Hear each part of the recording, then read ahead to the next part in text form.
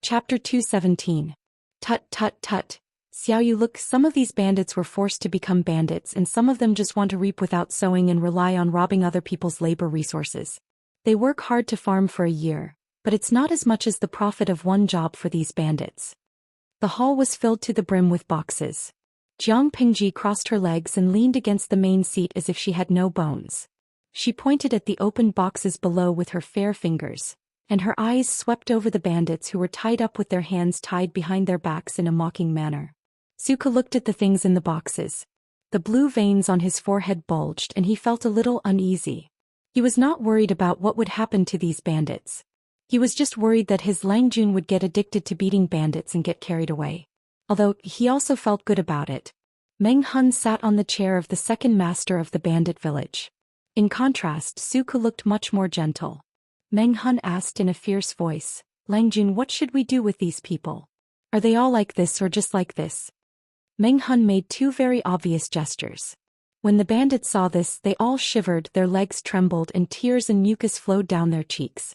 "My lords, please spare my life. I was forced into this den of thieves. I've never done anything evil in the past. Please spare my life.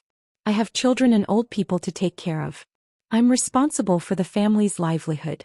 If I die, how can my 60-year-old mother and my 3-year-old son survive? Please. I was also forced into this place by that black-hearted man. Please spare my life." In order to survive, one by one they began to act pitiful.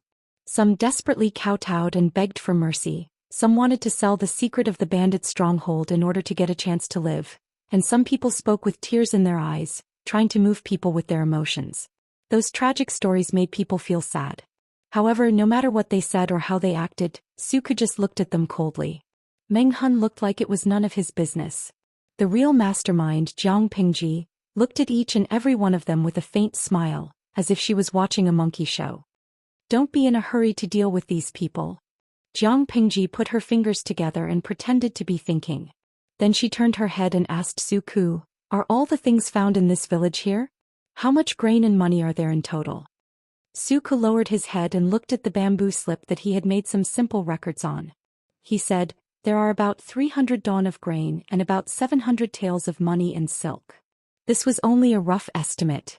After all, they were in a hurry, so they would have to wait until they got back. They thought that Jiang Pingji would appreciate the man's courage, but they didn't expect that she would say such a thing. "In fact, you won't survive even if you don't say it." Jiang Pingji sneered and broke the bandit's neck. The blood from the bandit's mouth and tongue stained the back of her hand. Nongqin quickly handed her a handkerchief.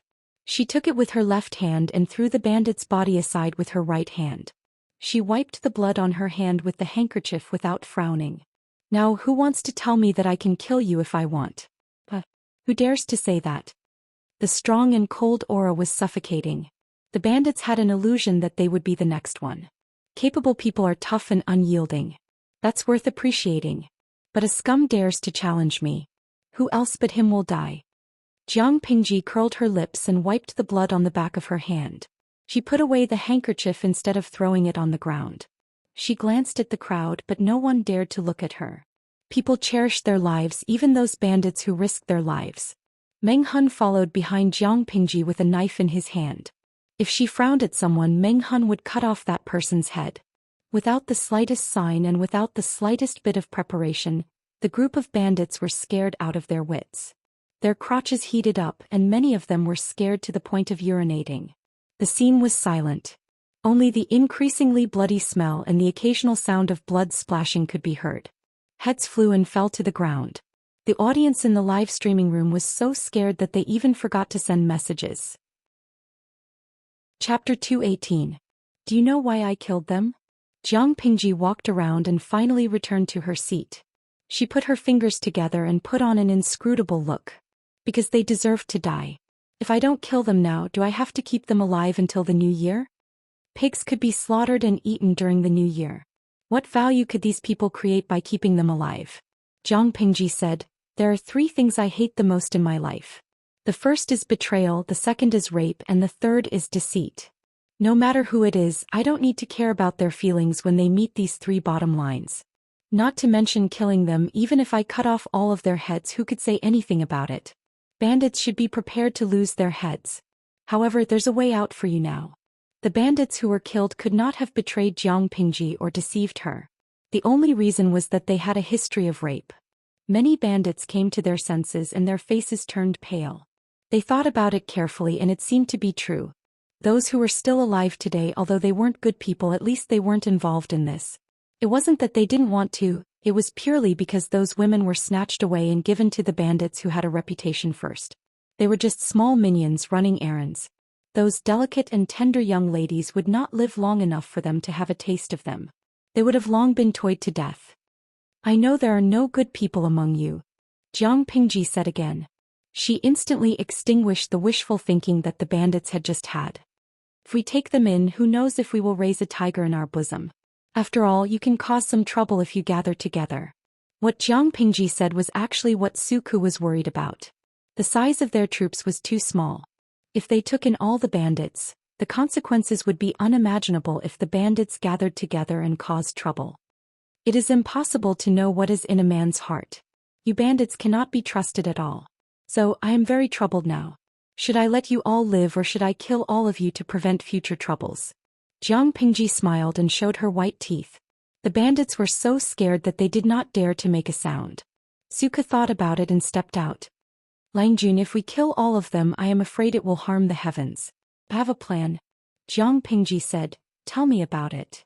Suka deliberately raised his voice. Why don't we keep them for a month? If they perform well, we'll give them a chance to turn over a new leaf. If they don't, we'll sell them to the broker house. Now that the people are in dire straits, it is not advisable to kill too much. If they were sold to a human trafficker, they would at least be able to get a few taels of silver. Could be considered as squeezing the last bit of value out of them. Suka knew his Longjuan's temperament very well. If he could avoid being taken advantage of, he would not allow himself to be taken advantage of. Although these bandits were enslaved, they were still alive. If they were lucky, their lives would be stable in the future. No matter what, being alive was everything. The bandits were frightened again and again. At this time, they no longer had the slightest intention to resist. Or rather, even if they did not dare to show it. Jiang Pingji and her people killed without hesitation. They were more like a gang of bandits than them. They were bandits, but Jiang Pingji and her gang were robbers. Jiang Pingji nodded as she listened. Soon after, she pretended to be distressed and asked, but what if they secretly gather to cause trouble? Suku answered coldly, kill them without mercy. The words kill without mercy caused many bandits to tremble uncontrollably, and their entire bodies trembled. Jiang Pingji smiled and immediately asked the bandits in a gentle way, did you hear that? If you are willing to live, I will let you live for a month. If your performance is satisfactory, you can live. If not, you will be directly sold to the slave house. If you dare to gather people to cause trouble and secretly violate my taboo. Look at your brothers lying next to you. After that, Jiang Pingji patted the armrest of the main seat with her palm, and the wooden armrest immediately collapsed. In a few words, she extinguished the little bit of luck and unwillingness in the hearts of these bandits. The shadow of death would always linger around them. At this time, a troop secretly whispered to Nongqin. After hearing it, a trace of suppressed anger appeared on her face. Jiang Pingji noticed it and asked her, what's wrong, Nongqin? Langjun, there is a cellar in this bandit stronghold which is full of kidnapped children and women. Cellar. Jiang Pingji looked at those bandits who were still alive and said coldly, what's going on here? Several bandits blushed and wanted to say something, but because of the previous shock and nervousness, they couldn't say a word. A clever one quickly kowtowed and said, the women and children in the cellar have nothing to do with us. How could there be any law when they were bandits who robbed houses? They robbed everything they could, including money and people. A group of bandits, all male, naturally had physiological needs.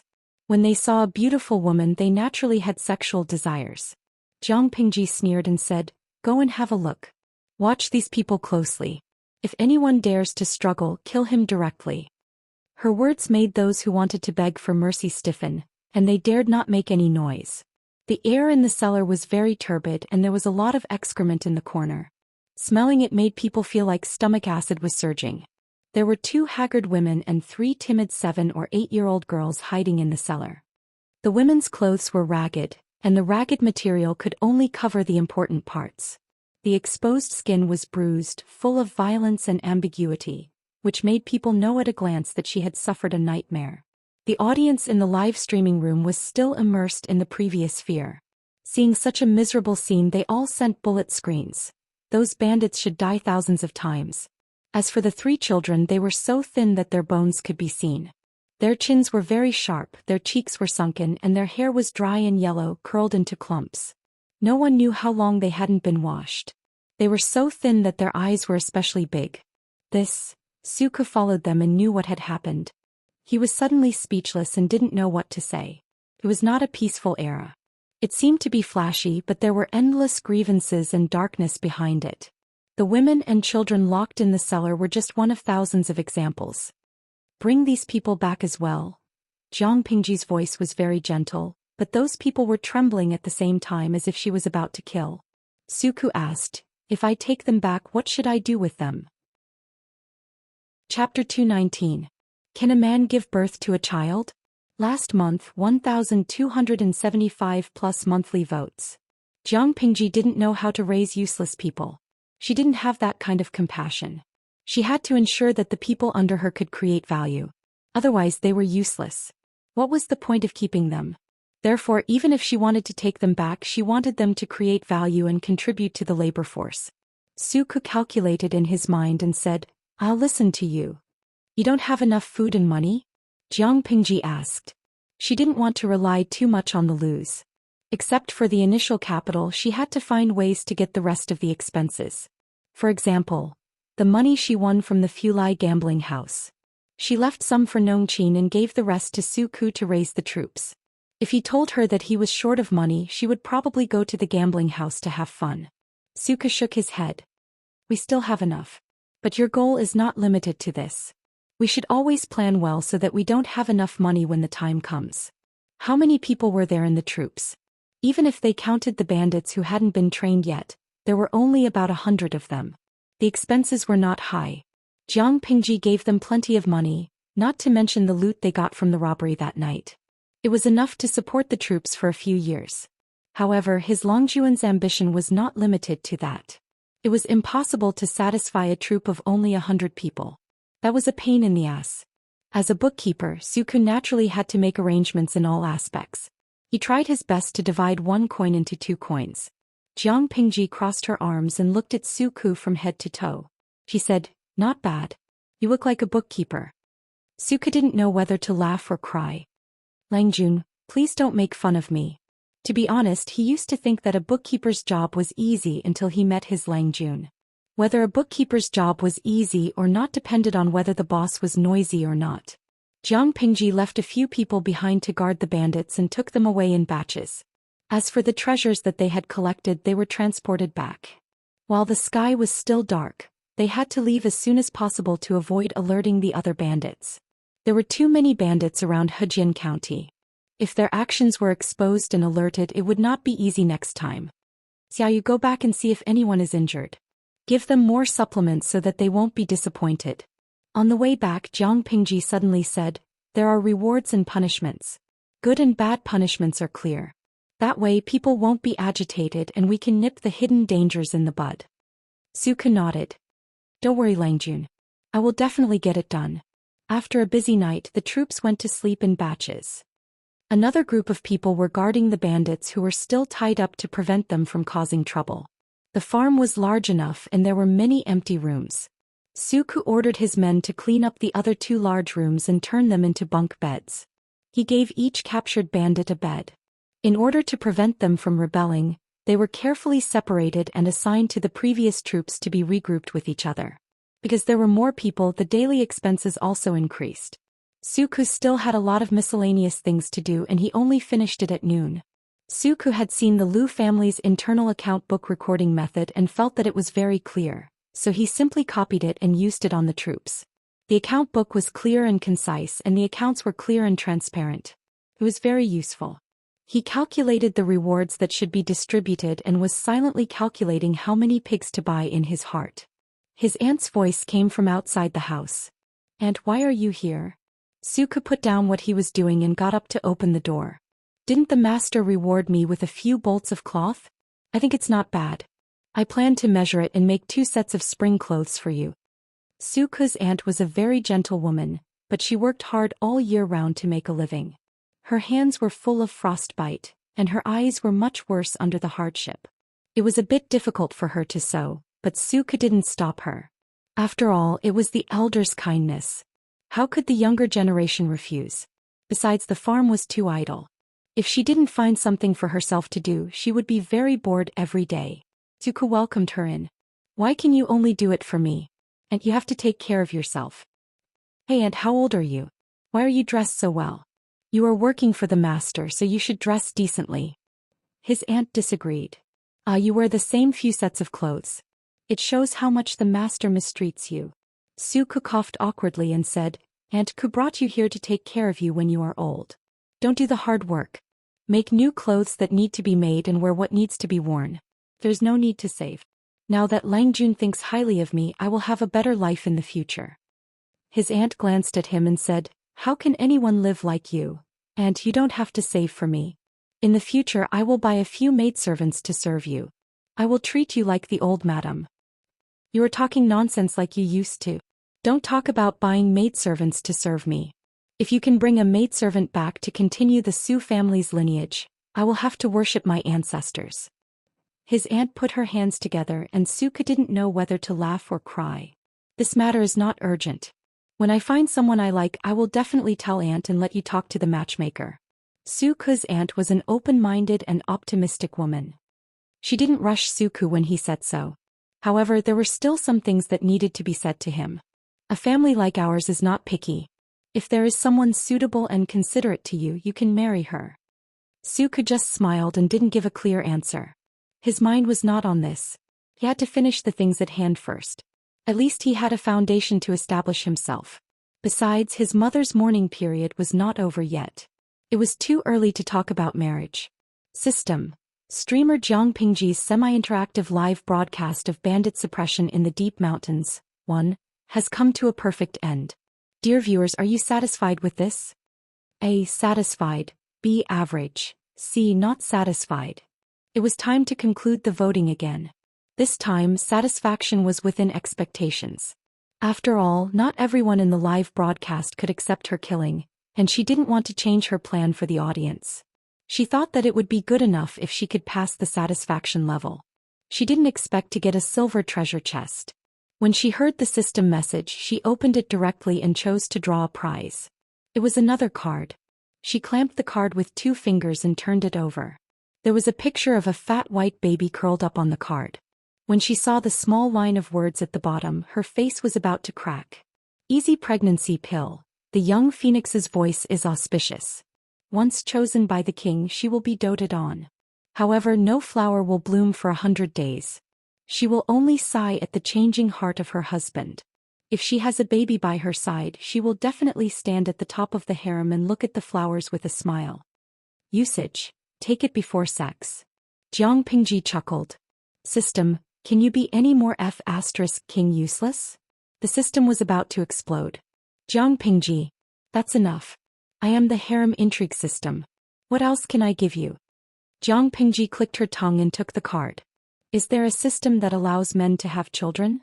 System. As a harem intrigue system, you don't even have the ability to have children.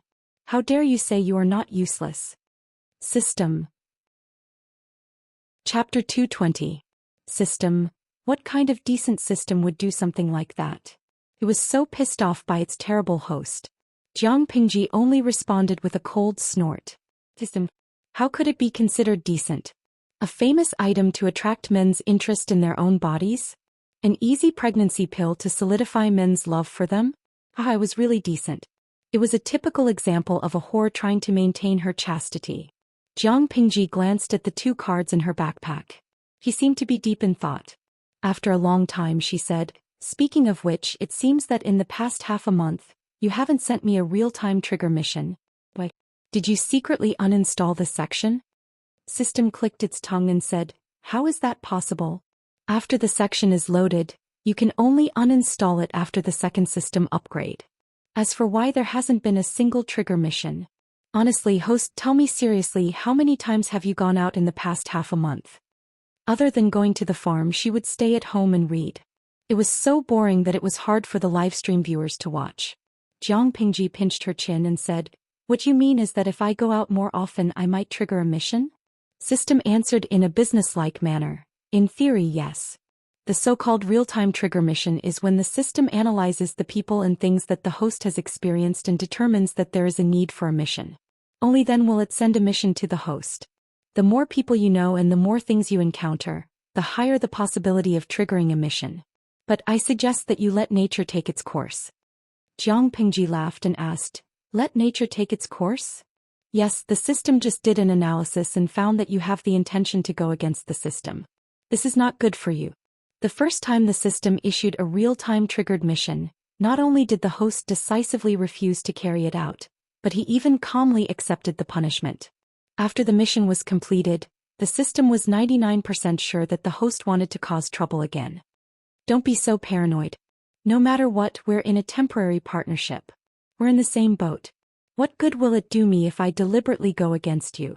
Jiang Pingji spread her hands to show that she had no ill intentions. The system's answer was silence.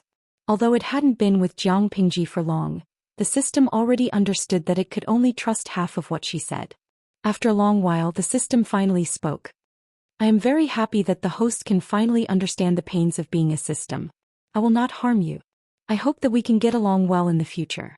The system and Jiang Pingji seemed to have reached an alliance and restored a harmonious relationship. In fact, they were like two businessmen shaking hands with a smile. Each of them held a sharp dagger behind their backs, ready to plot against the other at any time and then find an opportunity to stab the other in the back. Jiang Pingji only returned to the Lu residence when it was close to dinner time. When she returned, she heard from the gatekeeper that Lu Xi was waiting for her in the study. Frowning slightly, she lightly said, "I understand.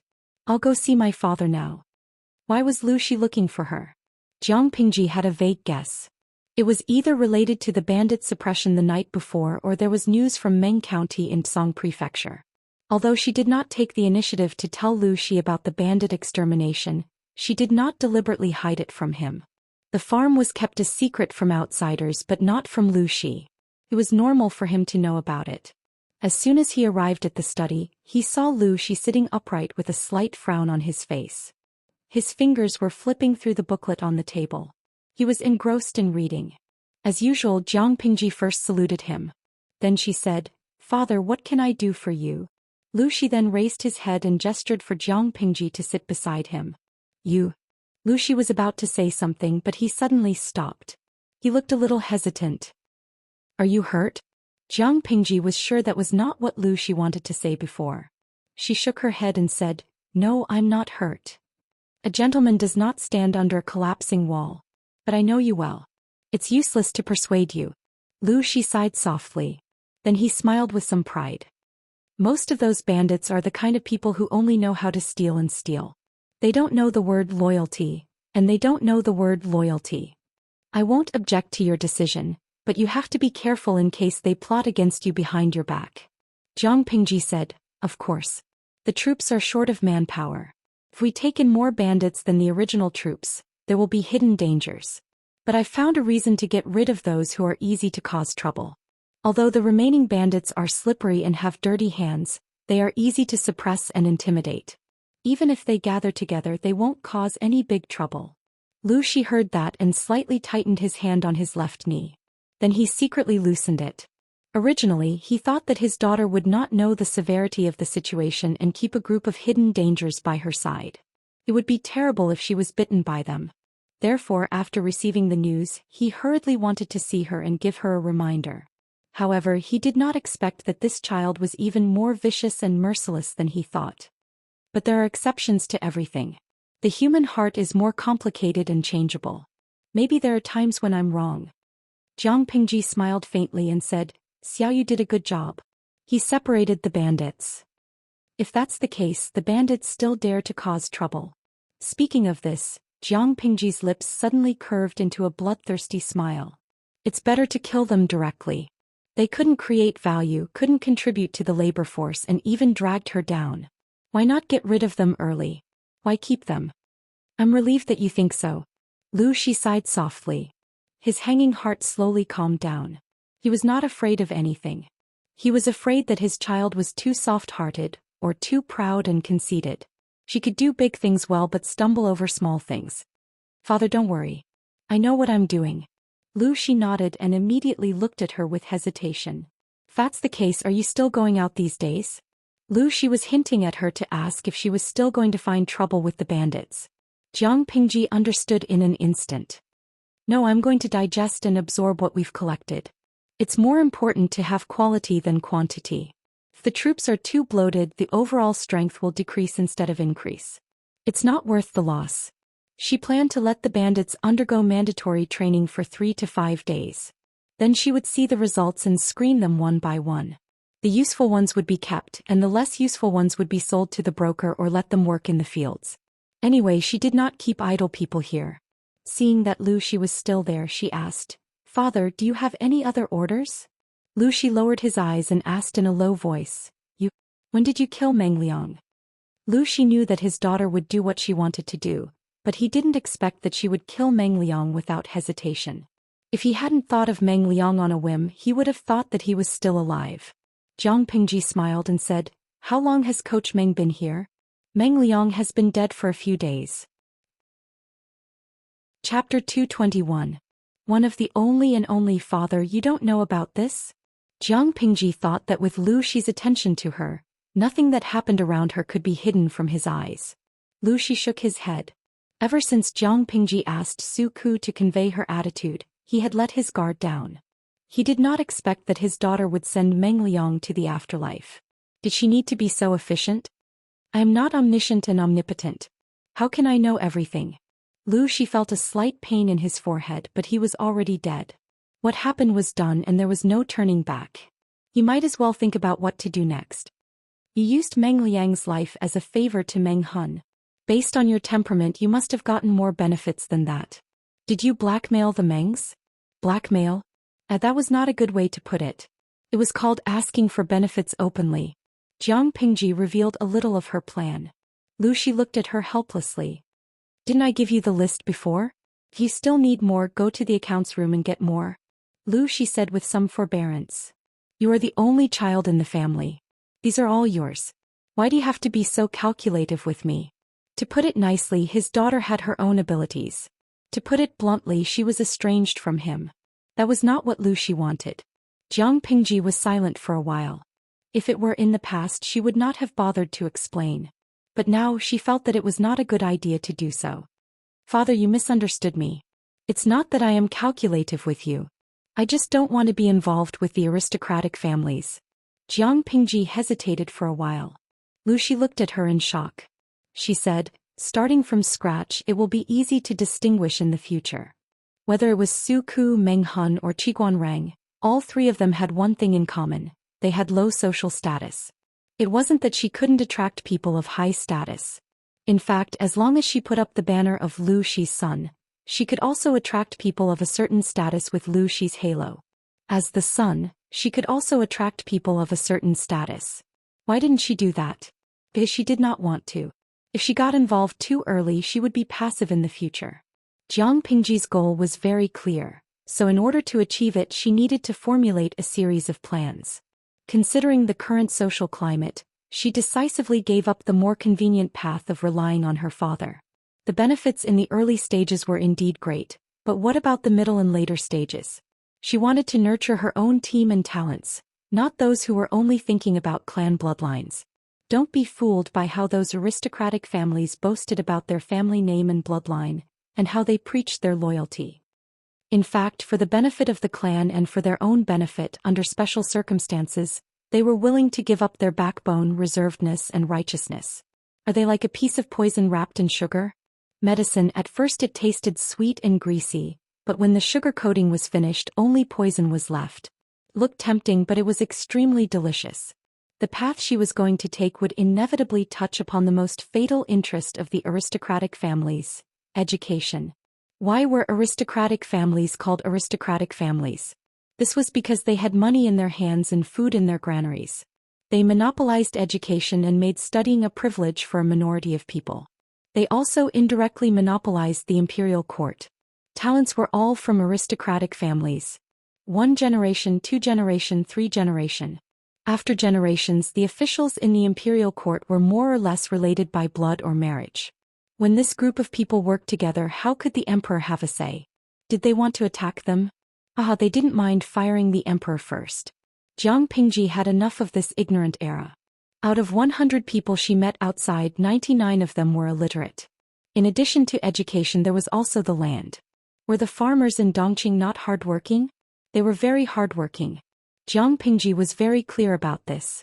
They worked before dawn and only returned home with their hoes when the sun set. They worked from dawn to dusk, and they couldn't even save a surplus of food throughout the year. If they were unfortunate enough to encounter a natural disaster, they couldn't eat a full meal throughout the year. Perhaps a large number of people would starve to death. Starving people everywhere. Was this just a word? This was a living hell on earth. But why were they so hardworking but still unable to eat enough and wear warm clothes? Was the land too barren, or was the tax exploitation too vicious? Although Jiang Pingji was criticized by the system for not going out much, in fact she was trying her best to understand this era from books and understand their lives through chatting with the farmers. The more she understood, the clearer Jiang Pingji was about the path she wanted to take. This path was very long, but she would try her best to plan and perfect it. Obviously, in the path she planned, the aristocratic families were not allowed to interfere in the beginning. If they were, the development in the middle and later stages would be more restrained. She wanted to promote education so that all children could study, regardless of their status. Would the aristocratic families be willing? She wanted to reform the land so that all the hardworking people could reap the benefits they deserved. Would the aristocratic families be willing? Her ideas touched the most important thing in their lives. They would use all their strength to oppose it. When the time came, would they listen to her, or would she listen to others? As a son of an aristocratic family, Jiang Pingji's ideas were simply unorthodox. He was a living freak. Why? Lu Shi held back for a long time before he asked these few words with trembling lips. Jiang Pingji asked calmly, "Father, do you think there is a difference between being the only one and being one?" She was very clear that because of her cheap mother's influence and spoilers, Lu Shi had long been mentally prepared for this reality. In terms of stirring up trouble, Lu Shi fully supported her and supported her to take that path. Therefore she wanted to have a frank talk with the other party. The only one. Lu Shi was smart and instantly understood what she meant. What was the only one? There was only one since ancient times. What was one? One among all the living things. The meaning of Jiang Pingji's words was very clear. She wanted to step on the aristocratic families, promote education, reform the land, and enlighten the people. To the small group of people in the aristocratic families she was indeed hateful. But to all the living things and people in the future she might be the only one to reach this step since ancient times. Those who came later would not be able to catch up. Jiang Pingji smiled suddenly and said confidently, "If father thinks that I am disobedient and unfilial, it is still not too late." She was still young. If Lu Shi wanted to deal with her, there was nothing she could do, right? Of course, if Lu Shi wanted to keep her, he had to have the ability to do so. Lu Shi choked. The shock in his heart turned into helplessness. "You know that I won't hurt you. If not for the fact that you have a strong backing, why would you say this to me?" Because she was sure of it, she dared to talk to him frankly. "To your father, there is nothing more important than your mother, you and your 2 elder brothers. Besides, even if the aristocratic families were weakened as the future royal family, who would treat the Lu family unfairly? Lu Shi was a smart person." Chapter 222. The words father and son had already been spoken about, and unknowingly, the relationship between the two had become closer. They didn't have to hide things from each other anymore. Lu Shi thought for a while after hearing Jiang Pingji's plan. He said, "I know Meng Zhan. He's arrogant and thinks too much of himself. If you use Meng Liang as a hostage and ask him for rice, not only will he give it to you, he might even give you more. Won't he cheat? For example, mixing real rice with fake rice to confuse people? Or setting up an ambush in the transport team?" Jiang Pingji was confused. She didn't think Meng Zhan's way of thinking could be understood by normal people. Lu Shi shook his head. 2,000 dawn of rice is a huge sum of money for the people. Even the gentry doesn't have that much money. But for a noble family like the Mengs, it's not even a drop in the bucket. The Mengs have been in Songzhou for so many years. You can't even imagine how rich they are. Seeing Jiang Pingji was deep in thought, Lu Shi took the opportunity to say, Sangzhou has a lot of land and a lot of people. Not to mention the Mengs during the Xia dynasty. The Mengs have been in Sangzhou for decades after Dongqing was established. Every year they stole enough money and rice to support 100,000 troops. So Meng Zhan wouldn't care about 2,000 dawn of rice. According to Lu Shi's understanding of him, he might even generously add another 1,000 dawn of rice. That would be a total of 3,000 dawn. You kidnapped Meng Liang under Meng Hun's name. It's almost impossible for Meng Zhan to do anything to the rice. Maybe he'll even send you new rice. Lu Shi snorted. Meng Zhan wasn't a good person when it came to personal matters, but he was not to be underestimated when it came to official matters. Jiang Pingji understood everything after hearing Lu Shi's words. Father, you mean? Meng Zhan won't do anything to the rice. Instead, he'll send it over openly to show that he's a good man and Meng Hun is a hypocrite who doesn't care about the death of his wife and daughter for some rice? Yes. According to my understanding of him, he'll probably do that. He's good at disgusting people.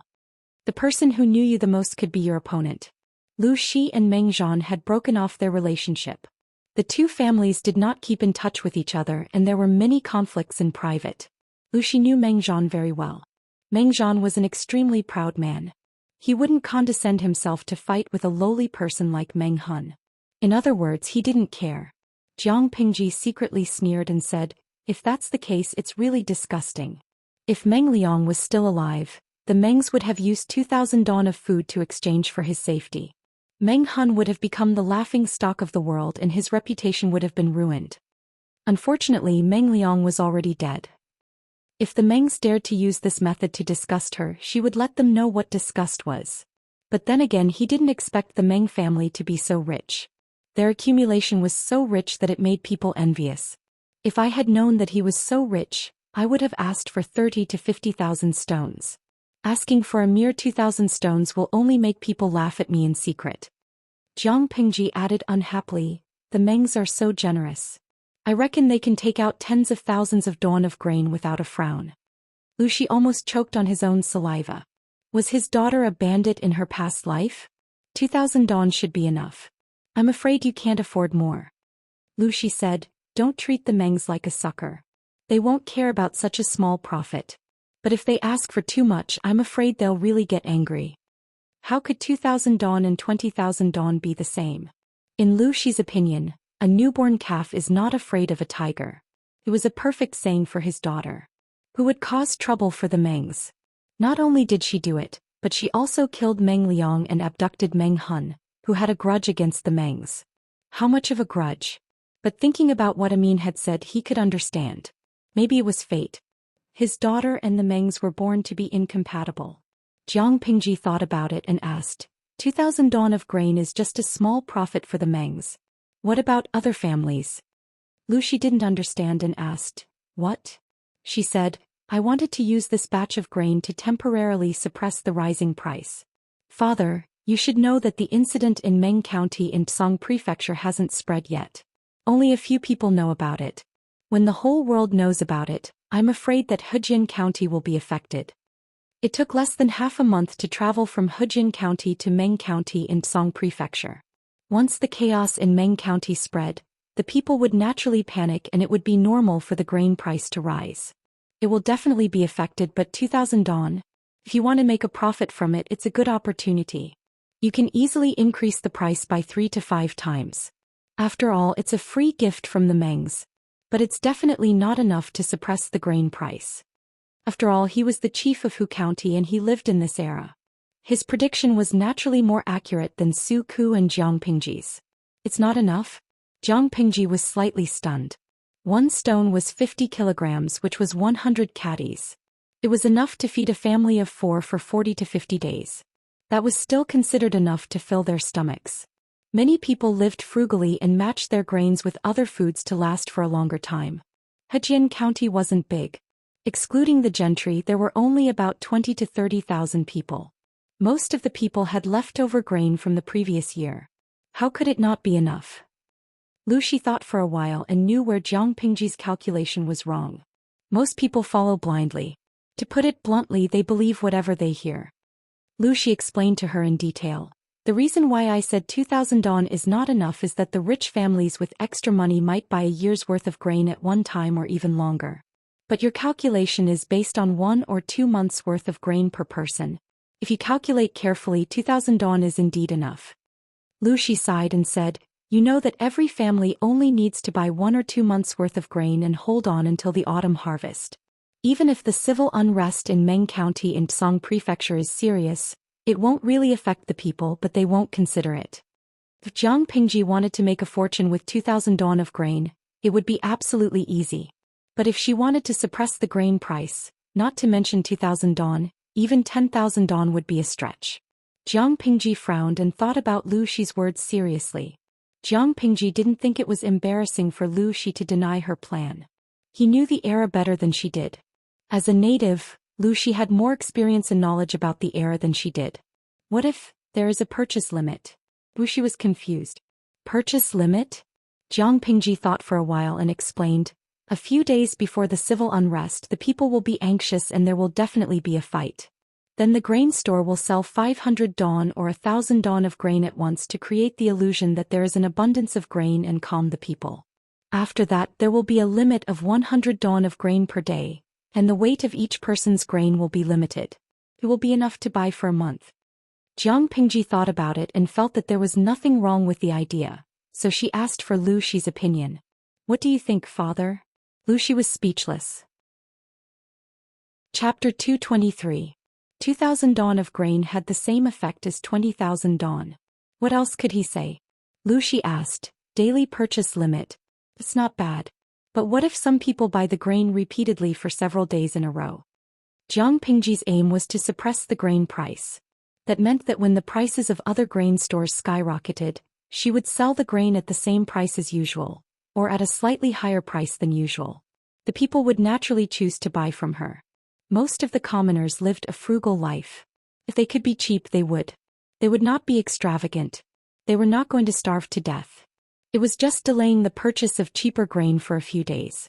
Of course they were willing to wait. Jiang Pingji smiled and said, as long as we secretly spread the word that the grain store is working for the people's welfare.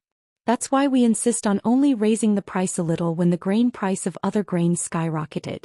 Under the premise of the daily purchase limit, if some people buy too much grain for several days in a row, the other people will definitely not be able to buy the grain. That way the people will understand the grain store's painstaking efforts, and the pressure will be less. Lu Shi was stunned by what he heard. He thought that his daughter was inexperienced and didn't understand the world.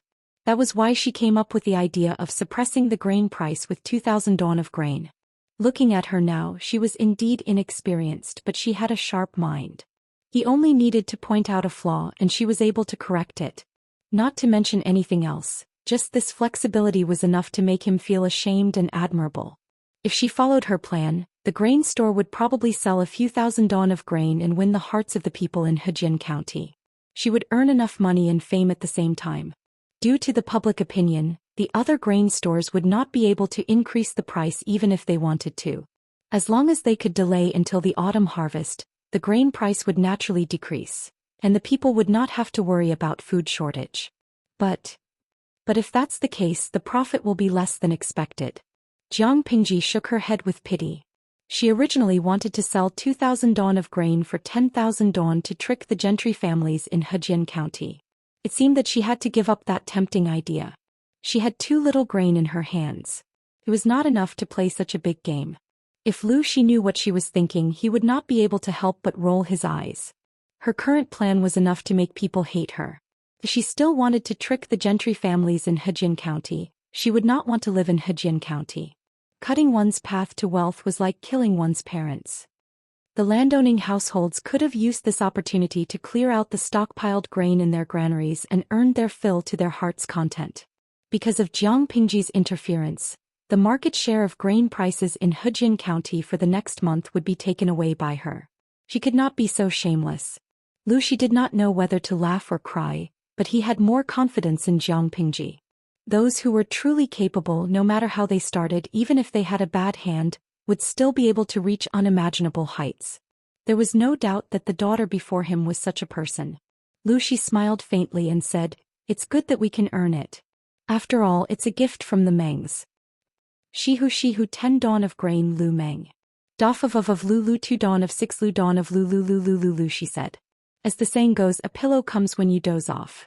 If the Mengs were really kind enough to send an extra 1,000 dawn of grain, it would be great. 2. Father and 6 doff lu 2. Shi lu dawn wu 6 dang wu. The father and son tacitly ignored the expressions on the faces of the Mengs when they brought the food and Meng Liang's body away. That kind of scene would definitely be very beautiful. They wanted to use their generosity to humiliate others, but reality slapped them hard in the face. Meng Hun was a hypocrite? He wasn't. He had guts and brains. He cheated the Mengs of a few thousand dawn of grain, and he even dared to wield a butcher's knife against their baby to avenge his wife and daughter. The Mengs wanted to trample on Meng Hun's dignity, but Jiang Pingji did the same. The development of the troops was very smooth.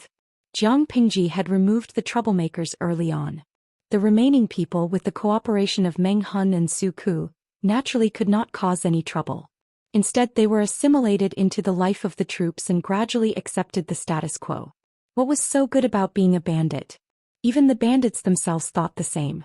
The people of the world looked down on thieves like chickens and thieves like dogs. Who would want to be a bandit that was despised by others if they could eat their fill, wear their clothes, and live a decent life? Looking at the money the others received, the bandits secretly laughed at them. What could they do with such a small amount of money? It would be gone after a few meals in the tavern. How long could they keep it? But when they learned that every member of the troops was given seasonal clothes every season, food and accommodation were taken care of by the head family, and the monthly money was freely used and there were occasional rewards. The only downside was that the training was hard, but it was much better than working in the fields. It was better than bandits like them who had unstable businesses and lives. So they were tempted, jealous, and angry. This was because they discovered that the rewards were all taken from their stockade. Although they were bandits who robbed houses, their savings were almost zero. The real wealth was with the heads of the families. Bah! I earn my hard-earned money with a knife, but in the end all the money goes into the pockets of the heads of the families. It's the same as working for the family. These people work for the family and get their own money while we can only watch others. What the hell is this? It was the same as working for the family. Their work was illegal while the others were legal. Naturally, the treatment was different. Then what do you want? Do you really want to work for this family? Several bandits secretly gathered together and discussed in low voices. Their faces were full of struggle. After a long time, the first bandit to complain said, "I'm afraid of starving. As long as I can eat my fill, save some money, marry a wife, and give birth to 2 fat boys, it doesn't matter who I work for. I can only watch those heads enjoy themselves all year round. I've risked my life and done so many things against my conscience, but I haven't even seen a sow." His position had begun to waver, and the others who were originally not firm also began to waver. "I'm also afraid of starving. The family of the head of the family is really nice. They have white steamed buns for every meal, and sometimes they even have scallion pancakes. What if we don't agree? Didn't they say they would sell us to human traffickers?" One of them said timidly, "We all know what kind of people those human traffickers are. It's better to work hard and try to be chosen by the head family." Right, what was so good about being a bandit? Chapter 224. Jiang Pingji crossed her arms and leaned against a wooden pole. She raised her eyebrows as she looked at the training scene in front of her. "I thought it would take a lot of effort to tame these bandits, or at least 10 days to half a month. I didn't expect that you could tame them in just 3 to 5 days. She smiled at Su Ku, who was standing beside her. "They are working very hard." To prevent any possible hidden dangers, Su Ku scattered all the bandits he took in and inserted them into the original troops. However, looking at them now, those who trained so hard that veins were popping out of their foreheads, and it was obvious that they had used all their strength, were actually that group of bandits. In comparison, the original troops were also working very hard, but it was easy to see the difference between them. That surprised Jiang Pingji. Except for a few evil people, most of them are ordinary people. They just want food and a peaceful family. If they had other choices, they wouldn't have taken the risk to become bandits. I only showed them the benefits of being part of the troops. I didn't need to do much else to make them want to stay. In order to stay, they will try their best to show off their abilities. To put it bluntly, whoever gave them milk was their mother. They were willing to follow and work for whoever could give them a good life. Suka didn't need to say much. He only needed to let the original troops reveal a little about their current treatment. When it came to these bandits, no amount of flowery words could compare to the benefits they could get. Jiang Pingji calculated the time in her mind and said, "In a few days the food from Meng County will be delivered here. We should also prepare in advance. Let's first arrange people to guard the border of Hejian County and Meng County. Let's find out the details of the food team." Suka heard her mention this and frowned worriedly. He asked, "If they deliver the food, how will we take it? The Lus can't get involved in this matter to avoid being suspected by the Mengs. But if we let Coach Meng lead the people there in person, I'm afraid that the food team might be deceptive and suddenly attack. If that's the case, won't it put Coach Meng in danger?" Jiang Pingji laughed and said, "When did I say that I would personally send people to take the food away?" In fact, Jiang Pingji had no intention of showing her face. The more flaws she revealed, the easier it would be for others to use against her. "So, Langjun, what do you mean?" Suka's eyes flashed as if he had thought of something. "Bamboo pieces." At some point she was holding a slender piece of bamboo between her fingers. It seemed to have been removed from an old bamboo slip. "We only need to write down what we need to do at each step and let them carry it out themselves." Jiang Pingji said she was not a delicate person, but she said he was. He decisively changed the topic. He covered his eyes with one hand and looked into the distance. "You said you wanted me to watch a good show. Where is it?" As soon as he finished speaking, there seemed to be smoke rising in the distance. Qiguan Rang's nerves tightened. He instantly understood Jiang Pingji's intention. That sucker really sent something over? Since there were others in the tea house, Qiguan Rang did not say it too clearly. He used a term that both of them could understand. Jiang Pingji looked in the direction Qiguan Rang was looking at. She smiled. "Do you dare to bet with me on whether this is a big fish or a small one?" Qiguan Rang asked her, "What is a big fish and what is a small fish?" "More than 2,000 is a big fish and less than 2,000 is a small fish. How about that?" Qiguan Rang hurriedly waved the feather fan in his hand and said, "I won't bet with you. I will definitely lose." Jiang Pingji had dragged him over to watch the show. She must have known the details of the grain team. If he were to bet with her on the amount of grain in the team, wouldn't he be asking for trouble? Whether it was big or small, the person in front of him would not lose. What was the point of betting? Boring. Chapter 225. The grain team transporting the grain was very large, and there were more than 200 soldiers dressed as military officers on both sides of the team. Each of the soldiers was holding a gleaming spear in their hands. Even if someone coveted this batch of grain and wanted to take advantage of the situation, they would have to think twice before doing so. The laborers were sweating from head to toe. Their faces were red and their clothes were drenched in sweat. They were overjoyed when they saw a tea house next to the station. "Sir, we've been transporting the grain for so long. We're all tired. Why don't we rest for a while before we continue?" The leader of the laborers approached them with a smile and talked to the leader of the soldiers who were guarding the grain. They were all made of flesh and blood, not made of steel. After transporting so much food from Meng County to here, the cooks were physically and mentally exhausted. However, the soldiers on horseback were blind and could not see. Anyone who was slow would be whipped. Luckily, Hejian County was right in front of them. It would only take them half a day to get there. Otherwise, someone would die of exhaustion if they continued like this. The leader of the soldiers was the one who had been spared by Jiang Pingji on purpose. He was eager to make up for his mistake by performing meritorious deeds. After receiving the task of escorting the grain, he had been constantly squeezing the laborers' energy and urging them to travel day and night, hoping to rescue Meng Liang as soon as possible. As the days passed, he felt more and more uneasy. He kept feeling that something bad might happen if he delayed any longer. Coupled with his eagerness to perform meritorious deeds, he naturally did not notice the fatigue on the laborers' faces. Even if he did, he wouldn't care. They were just a few laborers. How could they compare to the second Langjun of the Mengs? If something happened to Meng Liang because they were too slow, who would take the blame? However, now that they were only half a day away from Hejian County, the anxiety in his heart had eased a lot. In addition, he also felt a little tired, so he simply followed the leader's words and waved his hand to let the whole team rest for an hour.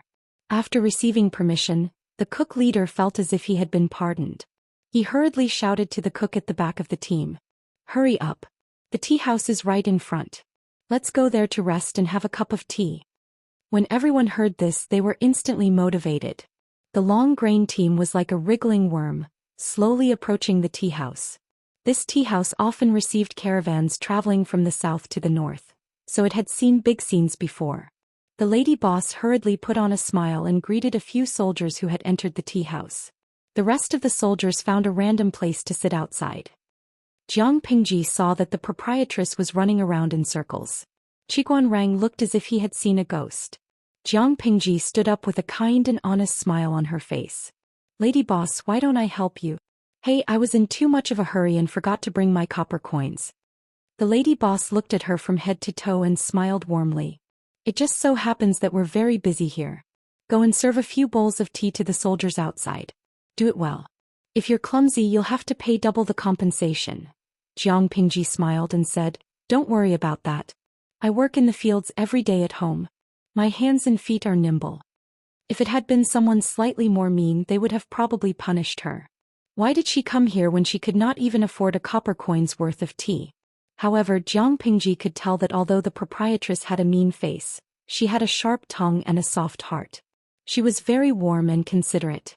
Sometimes, when travelers did not have money to pay for tea, she would generously waive it. When it was cold, she would even make ginger soup to ward off the cold. Qiguan Rang was stunned.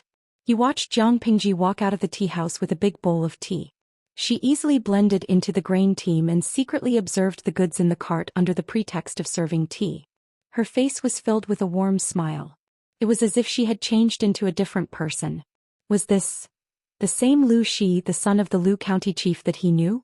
Would anyone believe that he was a wild boy from a peasant family? Qiguan Rang was greatly impressed. On the other side, Jiang Pingji had gained a lot. Using the opportunity of serving big bowls of tea, she seemed to be complaining and chatting, but she slowly got important information from the cooks. Of course, the cooks who leaked the information didn't realize it. After all, they were accompanied by the soldiers who escorted the grain.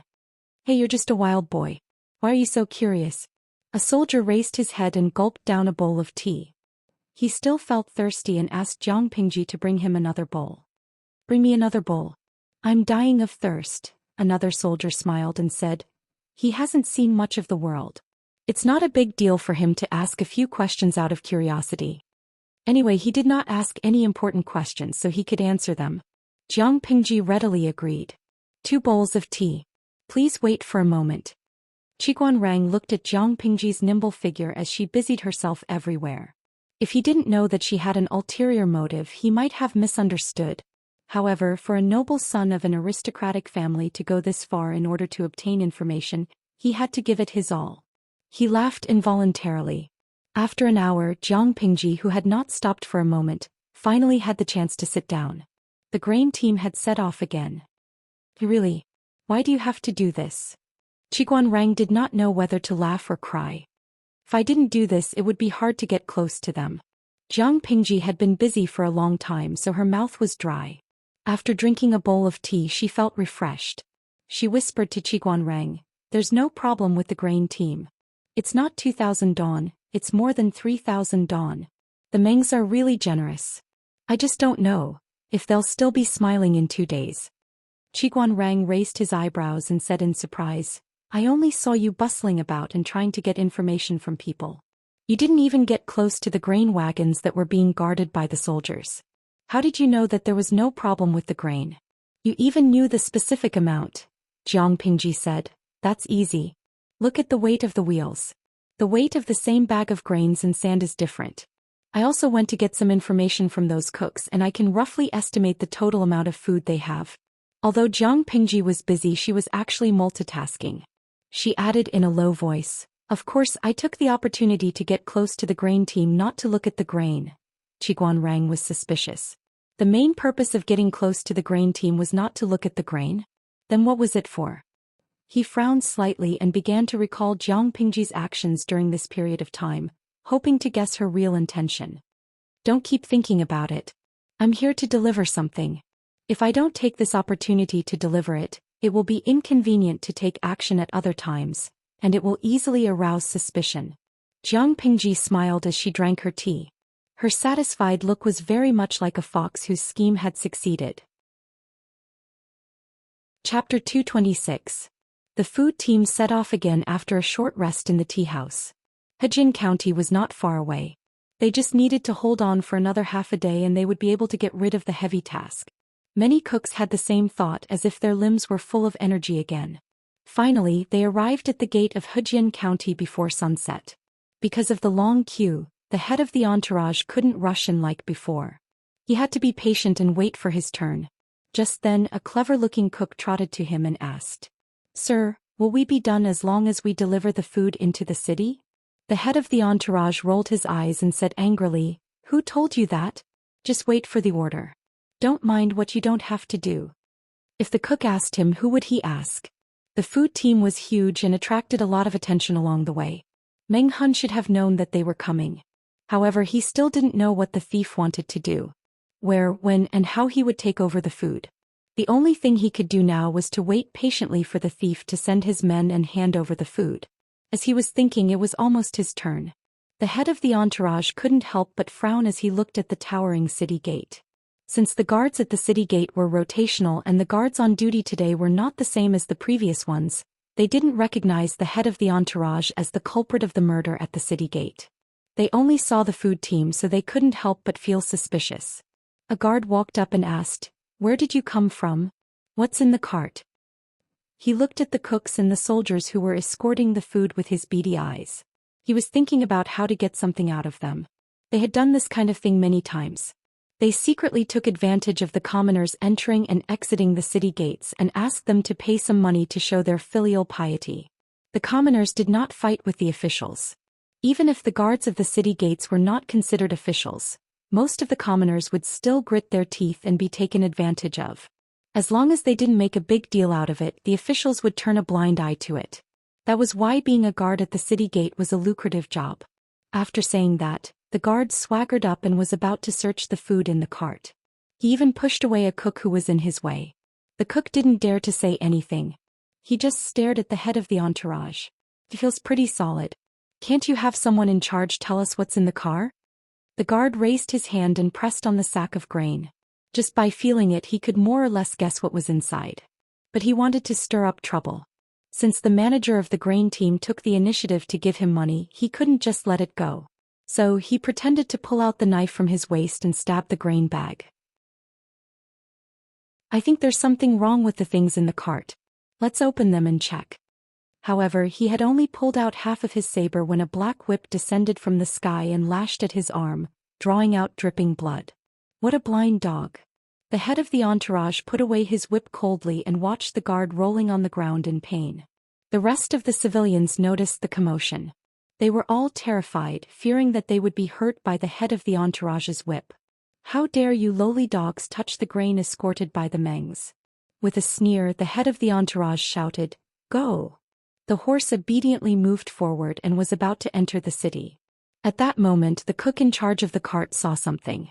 He was confused and pulled out the thing under the grain bag. This thing wasn't there before? As soon as he unfolded it, he saw a black human head drawn on it. The cook was startled and screamed, which alerted the head of the entourage. He frowned impatiently and scolded, "What are you screaming for?" The cook hurriedly knelt down regardless of the stones on the ground. His hands trembled as he held the rough cloth. "Sir, I didn't mean to disturb you. It's just that, this damn thing." The thing in the cook's hands caught the head of the entourage's attention. He rode forward and grabbed the rough cloth from the cook's hands. He unfolded it and his face darkened immediately. How could he not see it when the cook couldn't? The human head drawn on the rough cloth belonged to the second Langjun of the Mengs, Meng Liang. Even though the charcoal was rough, it retained the most distinctive features of the human head. It was easy to tell who the person was at first glance. The head of the entourage clenched his fists and yelled, "Tell me, where did you get this?" The guard whose arm was broken was still rolling on the ground in pain. The cook didn't dare to hide anything and told the truth. "General, this thing was found under the grain sacks. Before, there was no such thing." The cook broke into a cold sweat and felt uneasy as he thought of the human head drawn on the rough cloth. "Grain bag." The head of the entourage murmured. He jumped off the horse and waved his hand to push away the cooks who were blocking his way. He walked straight to the cart and examined it carefully. To his surprise, he also found a piece of coarse cloth of the same texture. There were no human heads painted on it but strange patterns. All of a sudden, the head of the entourage felt a chill in his heart. He yelled, "Everyone, check the cart and see if there's anything suspicious." While he was feeling uneasy, the guards on duty did not let him go. They all stepped forward and tried to pull out their swords. "Where did you come from? How dare you hurt people in public?" The head of the entourage sneered and said, "I not only hurt people but I also have the guts to kill people." Chapter 227. He forced himself to calm down and asked his subordinate to find an experienced hunter who was familiar with the mountains near Zhou Xian to lead the way. As for entering the city, no way. The location on the map was outside the city, not inside. It would be a waste of time to enter the city. But before that he had to figure out one thing. When did Meng Hun's men put the cloth on the wagons? Not only was he confused, but the cooks who were responsible for transporting the grain were also confused. To ensure that the amount of grain was correct, they would check the wagons carefully every time they went to a place for repairs. Therefore it was almost certain that before the last repair, the grain cart did not have these strange coarse cloth on it. The head of the entourage also knew that, so he didn't waste any more time on it. Instead he looked at all the cooks suspiciously. He asked, "Do any of you remember anyone who got close to the wagons?" That was a tough question. The cooks couldn't help but put on a bitter face. There were too many people who could get close to the wagons. Who could remember?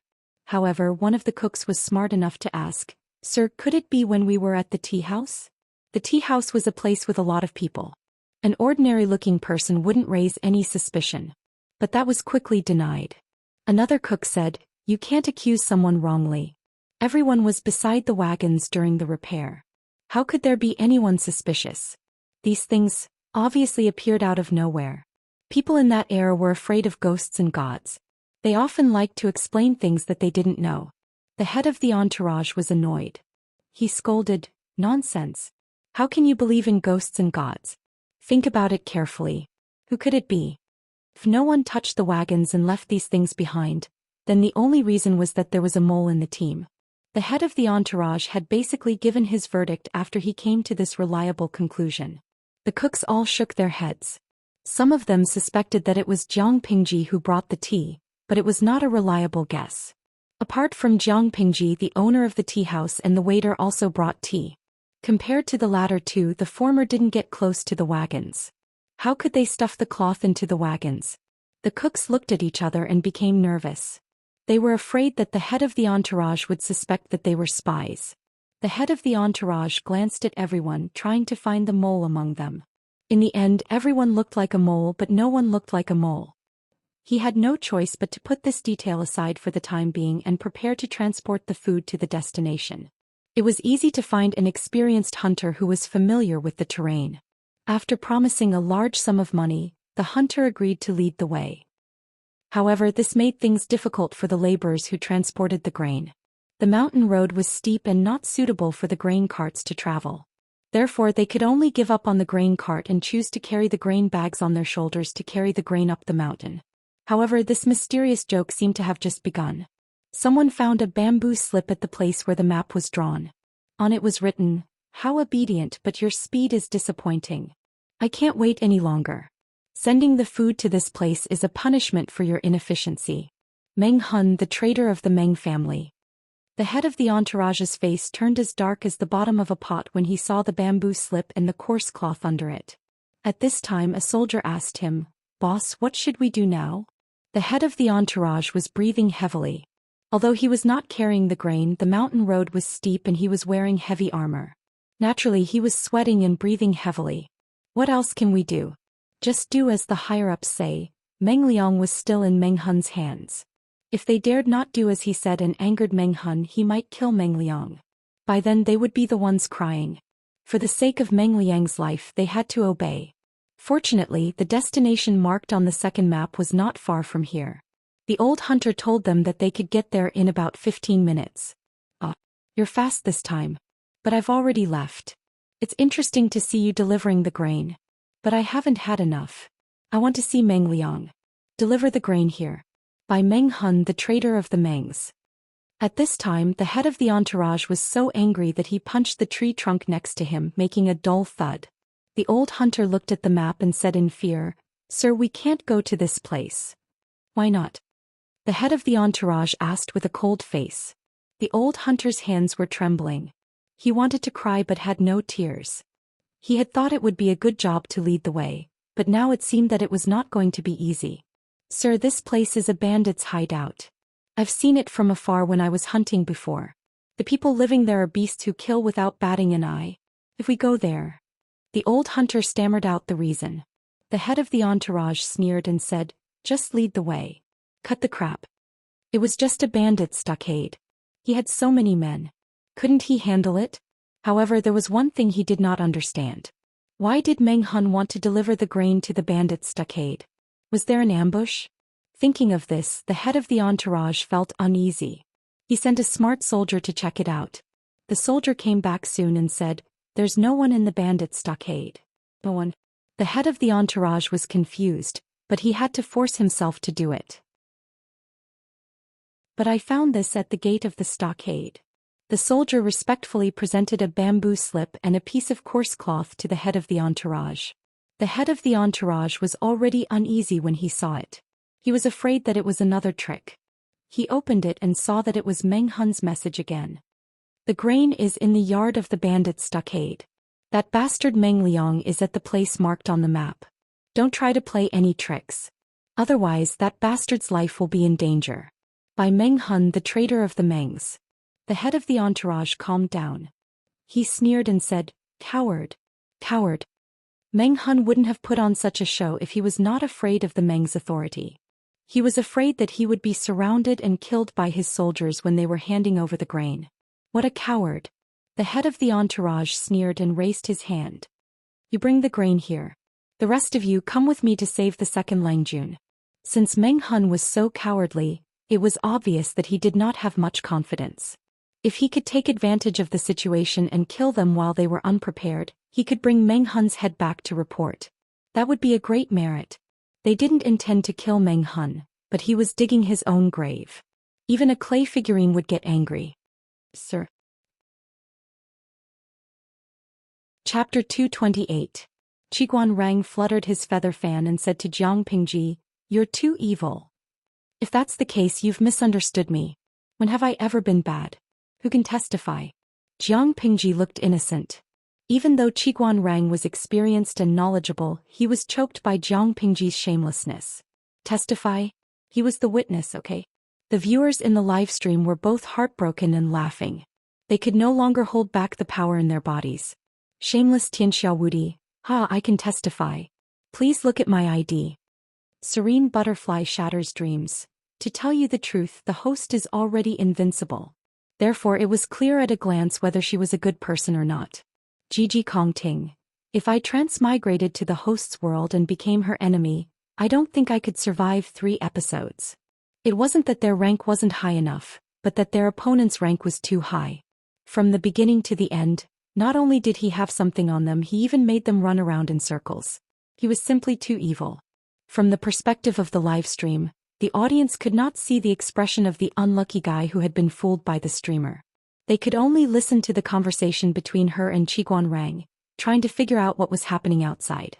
When they put themselves in that situation, many of the audience suddenly felt that the unlucky guy was about to be played to death.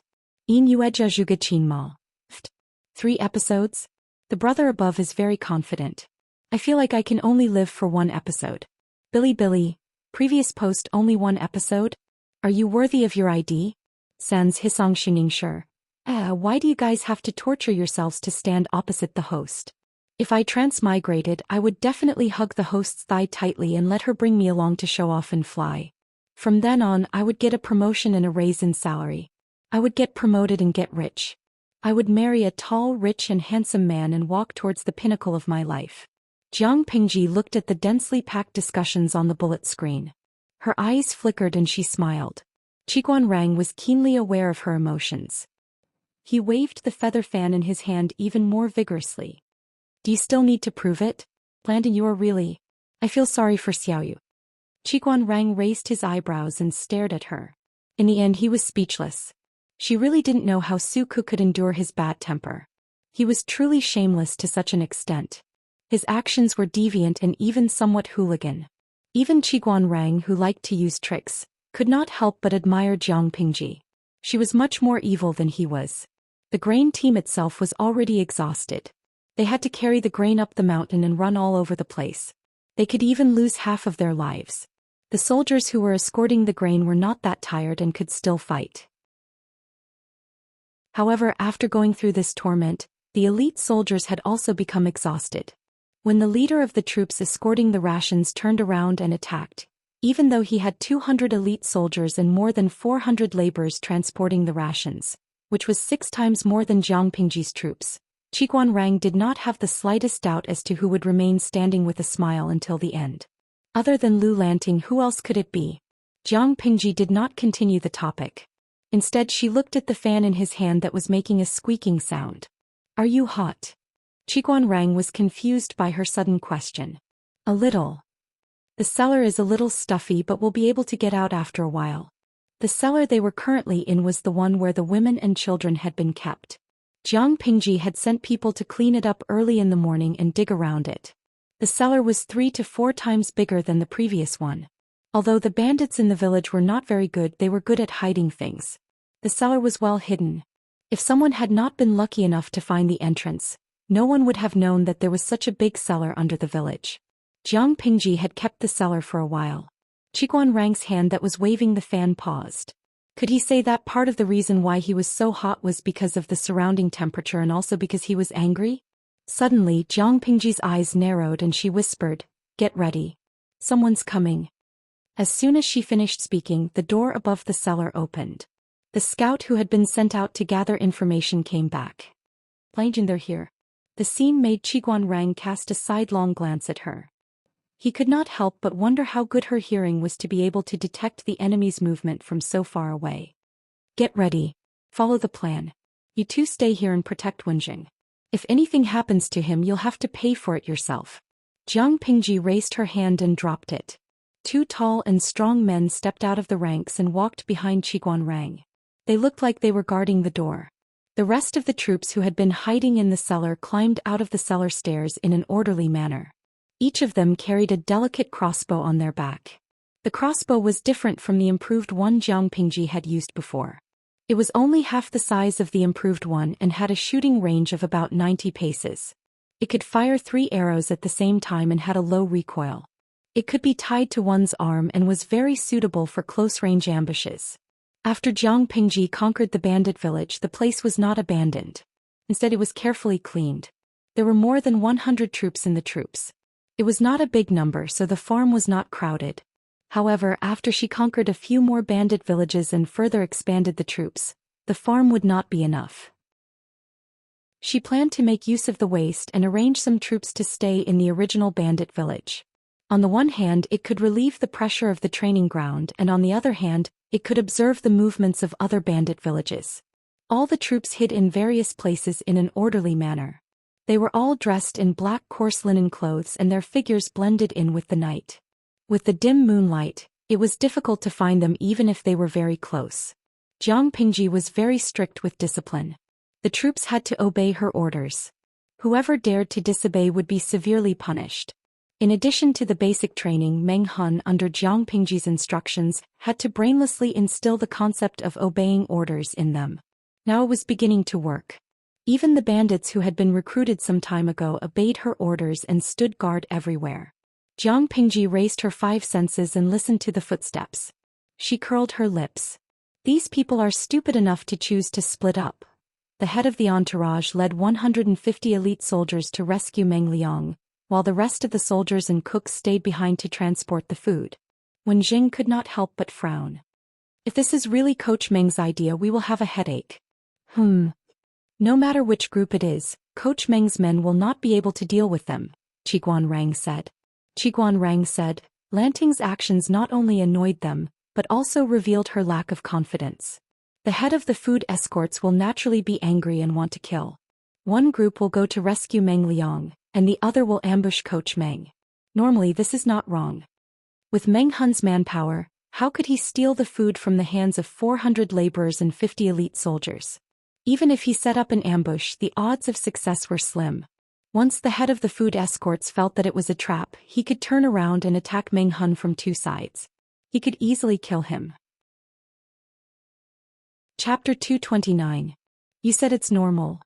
Jiang Pingji smiled, revealing her white teeth. She tilted her head and said, I've never been normal. Jiang Pingji could not only take down the cooks and the elite soldiers in the shortest time possible, but she could also move all the rations. When the leader came back, he would probably face a second round of ambush. It was all about efficiency. How could a weakling want to play dirty with her? In her territory, she could only do things at her own pace. Qiguan Rang waved his feather fan. Jiang Pingji suddenly asked him, Wenjing, when is the best time to strike? Of course we have to wait for them to finish moving the rations and then extinguish the torches as a signal. That's the best time to strike. Jiang Pingji smiled and said, if that's the case, we'll listen to Wenjing and extinguish the torches as a signal. If that's the case, Lang Jun will have to wait. It would take a long time for a few thousand dawn of rations to be piled up. Compared to the process, I value the result more. Facing enemies that outnumbered them, Jiang Pingji did not act rashly. Instead, she chose to face them calmly. She was indeed conceited, but it did not mean that she was brainless or impatient. On the contrary, she was like the most experienced hunter. In order to capture her prey, she could wait patiently. The viewers in the livestream were also watching quietly. Even though there was only the scene of the cooks moving the rations, the heavy and suffocating feeling of an approaching storm could be vaguely felt even through the screen and in another dimension. They could not help but feel nervous. At that moment, a viewer in the streaming room sent a bullet screen asking her, "In Yueja Zhuge Qinmao, does the streamer plan to recruit these people? Give me a definite answer so I can be mentally prepared." What mentally prepared? The viewers in the streaming room all knew that Jiang Pingji, the streamer, killed people without hesitation. It was not fake like in dramas where she spat blood or smeared ketchup. It was real. Blood splattered, brains splattered, and heads flew into the sky. The scene was so real that it was frightening. Some of the viewers who could not accept it would vomit after watching it. They would be traumatized by the streaming room from then on. Of course, many viewers who liked thrills would try their best to squeeze in. How could ordinary people in peacetime watch a scene of murder? Jiang Pingji's sharp eyes saw the bullet screen. She thought for a while and sent a message. Host V, kill. Alright, a lot of the audience could prepare to cover their eyes. Sir, what should we do now?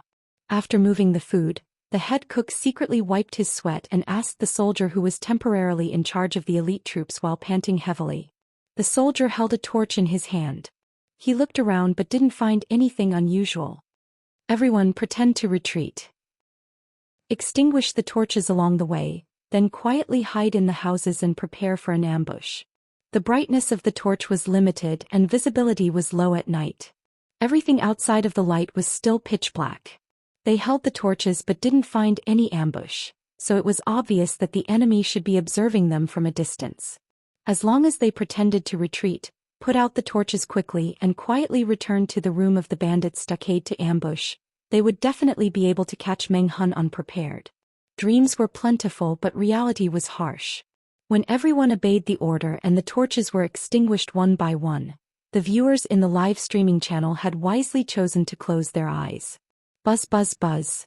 The thin and dense sound of the bowstring was heard and the arrows broke through the air. A chill suddenly rose in the soldier's heart. Just as he was wondering where this ominous feeling came from, miserable screams came from all around him. His heart suddenly sank. Just as he was about to shout out the word, enemy attack, he suddenly felt a sharp pain as if his flesh was being dug into his arm. He subconsciously raised his other hand to touch it, and it turned out to be a slender arrow that pierced through his arm. They were ambushed.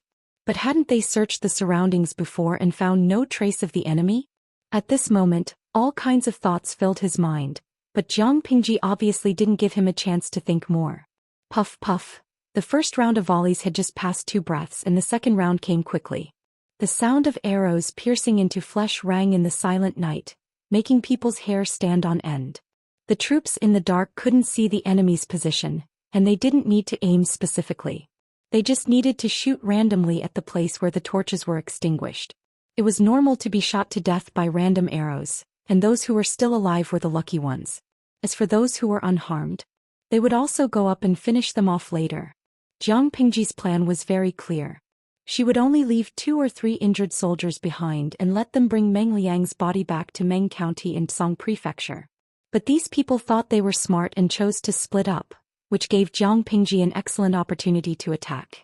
She also participated in the ambush, and the crossbow in her hand was steady and fast. The audience in the streaming room could use the convenience of the camera to see how she shot the enemy's head with one arrow. Every arrow accurately pierced through the target's eyebrows and brain, killing them in one shot. After 10 rounds of volleys, the screams were completely extinguished. Jiang Pingji said coldly, "Those who are still breathing, send them on their way." It wasn't the first time that the troops had killed people, but their limbs were still a little weak. Even those who used to be bandits couldn't kill hundreds of people so easily. It was as if they weren't harvesting human lives but wheat after wheat. But they were all people who lived with swords and blood, so they didn't dare to hesitate and retreat.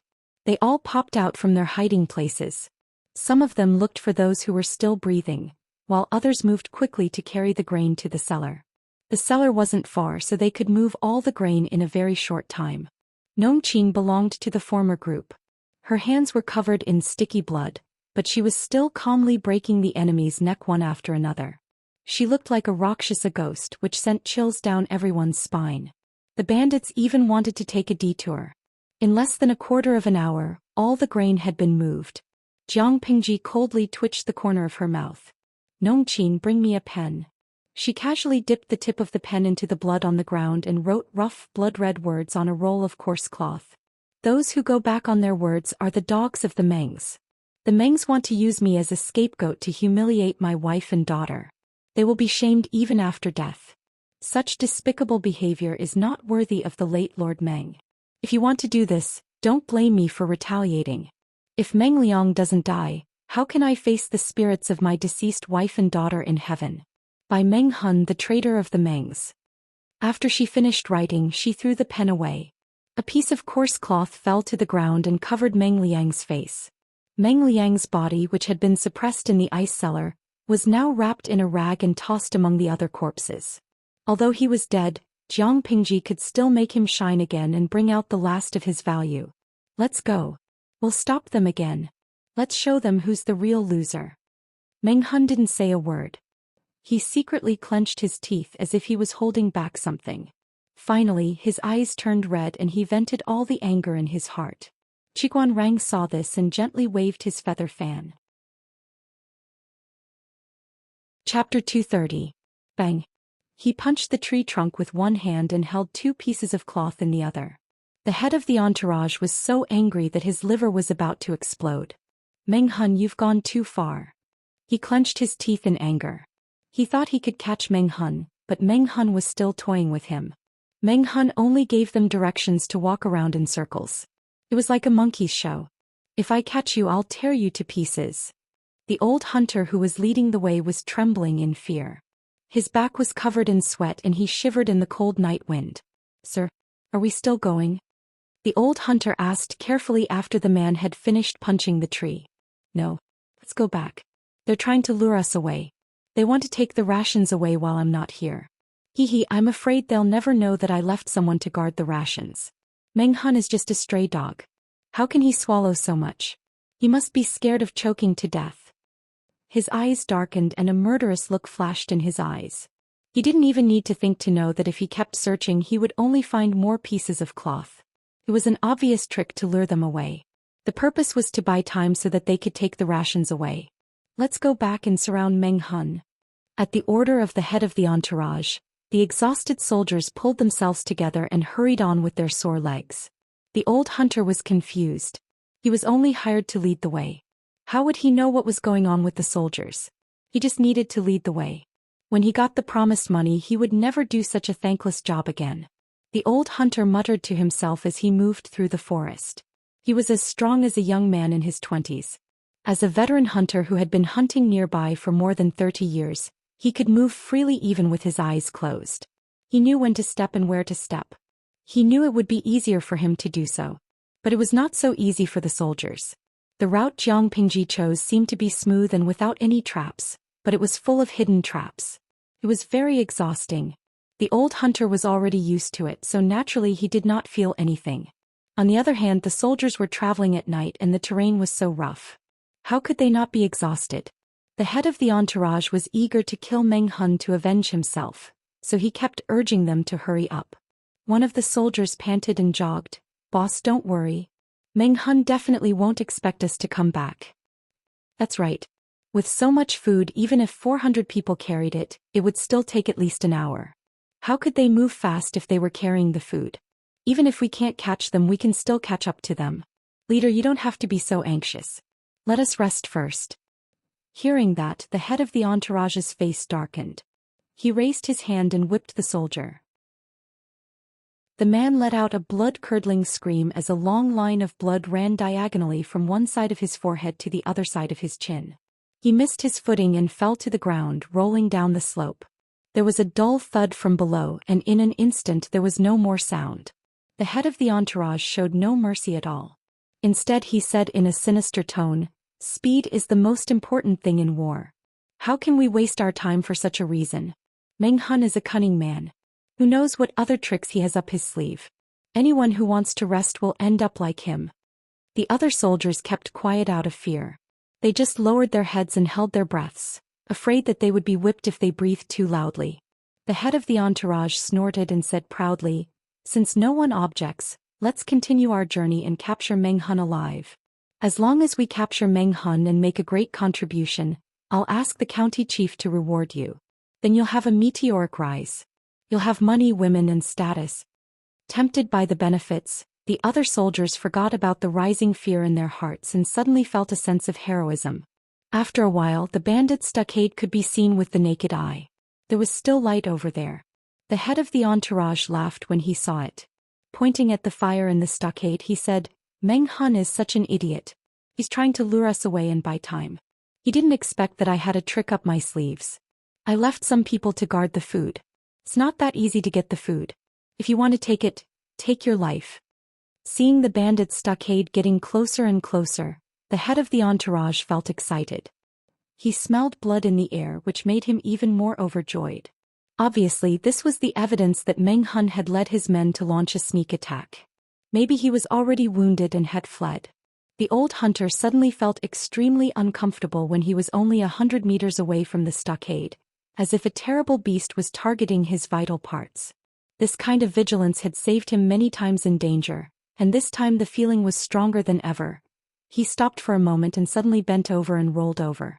The old hunter felt that his hands and feet were numb and weak in panic, as if he would lose his life if he slowed down a bit.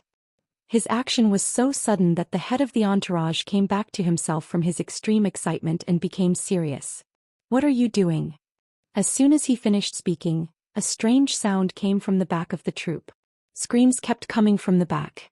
The exhausted soldiers fell one after another like rice being cut one after another. The head of the entourage was frightened by the sudden change. All he could see was darkness. He could not see the enemy at all. It was as if the deadly arrows had come out of nowhere. After only 3 volleys of arrows, only 20 to 30 of his soldiers were left. The rest had been turned into porcupines. TSK. Cowards. The Mengs keep using such useless people. What a disgrace to Lord Meng. Jiang Pingji squatted on a branch. She wanted to shoot some arrows at the head of the entourage, but she did not expect him to be so cruel that he grabbed the corpses and used them as meat shields. A few stray arrows hit the corpses. It was rare to see someone so useless. Qiguan Rang's night vision was not that good. He heard Jiang Pingji's sarcasm and thought she was belittling the enemy. Jiang Pingji patted the trunk of the tree, which made a cracking sound. The troops heard the sound and put their hands to their mouths. They shouted, "Meng Gongyong of the previous dynasty is ridiculous." Qiguan Rang's heart sank. He was frightened by their thunderous voices. The descendants of today are worse than dogs. Someone's feather fan almost fell to the ground. Was it really okay to mock them so blatantly? At that moment, Qiguan Rang could not help but think of the coarse cloth Jiang Pingji left behind. It directly called the Mengs dogs. Jiang Pingji said to Qiguan Rang in distress, "I don't think it sounds imposing." Should I say something more infuriating? Qiguanrang was speechless. Wasn't that infuriating? If it were him, his brain would explode. Chapter 231. 232. Spitting Blood. 1. The big streaming room was full of talented people. For the first time, Jiang Pingji felt that the audience in the streaming room was not completely useless. At least they were good at swearing. Qiguanrang was dumbfounded. He had never thought that the elegant aristocratic son of the aristocratic family would actually swear. Even though he felt good when he heard it, he had never thought that Lu Shi would be such a Langjun. Qiguanrang felt that he had opened the door to a whole new world. His troops shouted the same sentence in unison. Their voices echoed all over the mountain. The head of the entourage felt a sharp pain in his heart when he heard it. He almost choked on his breath. He looked at the dead bodies lying on the ground. His vision darkened. He staggered and almost fell on his butt.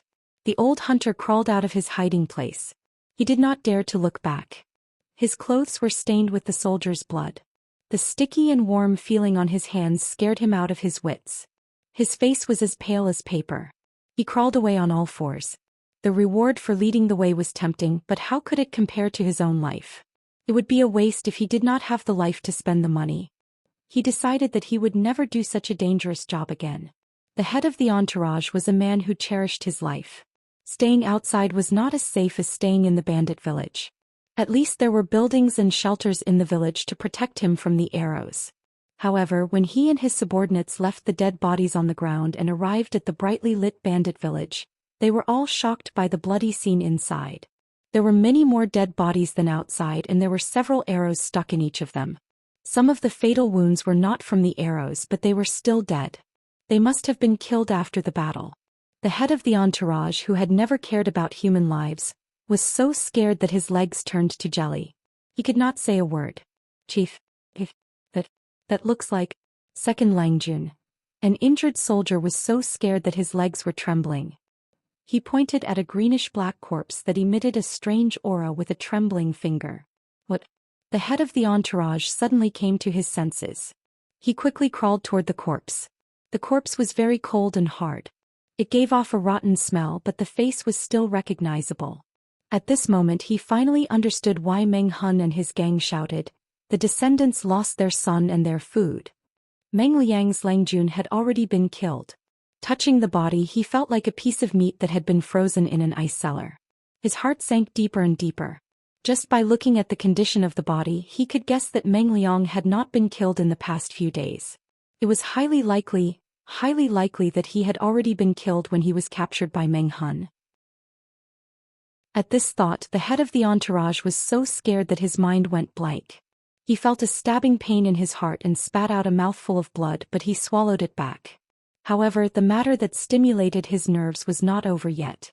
"Leader, there's no more food." The bandits' stronghold was empty, and there was no trace of the mountain-like grain bags. The head of the entourage could not help but spit out a mouthful of blood. His eyelids rolled and he passed out. How could he not vomit blood? How could he not pass out from anger? Meng Liang had been killed a long time ago, but Meng Hun had created the illusion that Meng Liang was still alive and cheated the Mengs of their food. After taking the food, he made up those humiliating words. It was as if he was afraid that people would not know that he had killed Meng Liang and cheated the Mengs of their food. Meng Liang had killed his wife and daughter, so he took revenge. He killed Meng Liang and cheated the Mengs of 3,000 dawn of food. The Mengs were proud of that, but he just stood there and watched like a monkey show. He must have secretly mocked the Mengs for being as stupid as pigs. This was really a loss of a son and a loss of food. That was so frustrating. Do you feel good now? On the other side, Jiang Pingji was riding high. How can I not feel good? Meng Hun was so excited that his hands were shaking. He knelt on the ground and his strong body yielded to her. "From now on, my life belongs to you, Langjun. You've given me a new life. You're like a second parent to me. In this life, I'm only willing to be at your beck and call. Even if you want my life, I'll do it without hesitation." Jiang Pingji stopped smiling and did not help him up. Instead, she said something meaningful. "Remember your vow. Remember your vow today. No matter what happens, I hope your loyalty will not change." Although it was convenient to be a man, Jiang Pingji did not want to keep it a secret. One day she would openly tell the world that Lu Xi was a proper woman, and not a legitimate child of the Lu family. People treated men and women differently. Men might be praised for doing the same thing, but women would be criticized for doing it. Jiang Pingji was very curious. If Meng Hun knew she was a woman, would he still be loyal to her? Meng Hun said firmly, "If I break my vow, I'll be struck by lightning. Get up. It's cold on the ground." Jiang Pingji smiled and helped Meng Hun up. "Because it feels good. But have you thought about what to do after that?" Qiguan Rang, who was watching from the side, poured cold water on Meng Hun. "Since I dared to do this, I've already thought of a way out. I'll only leave some people in the farm and the rest will pretend to be bandits. They'll clean up the bandits and recruit useful bandits to expand the size of the troop."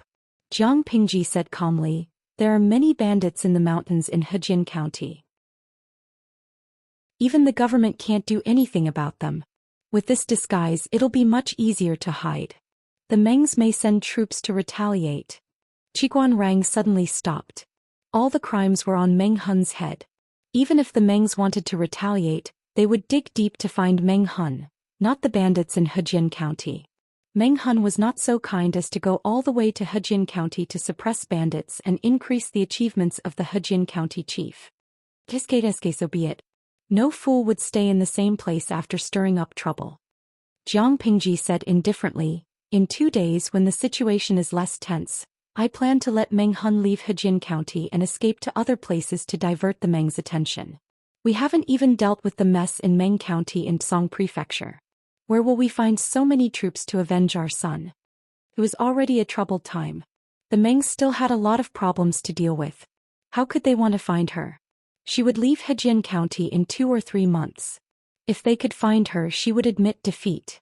"Are we just going to leave the grain?" Qiguan Rang asked. "As for the grain, we'll store it in the cellar. I'll send someone to keep an eye on it. The most dangerous place is the safest. Those idiots all think that Meng Hun and his men have moved the grain away.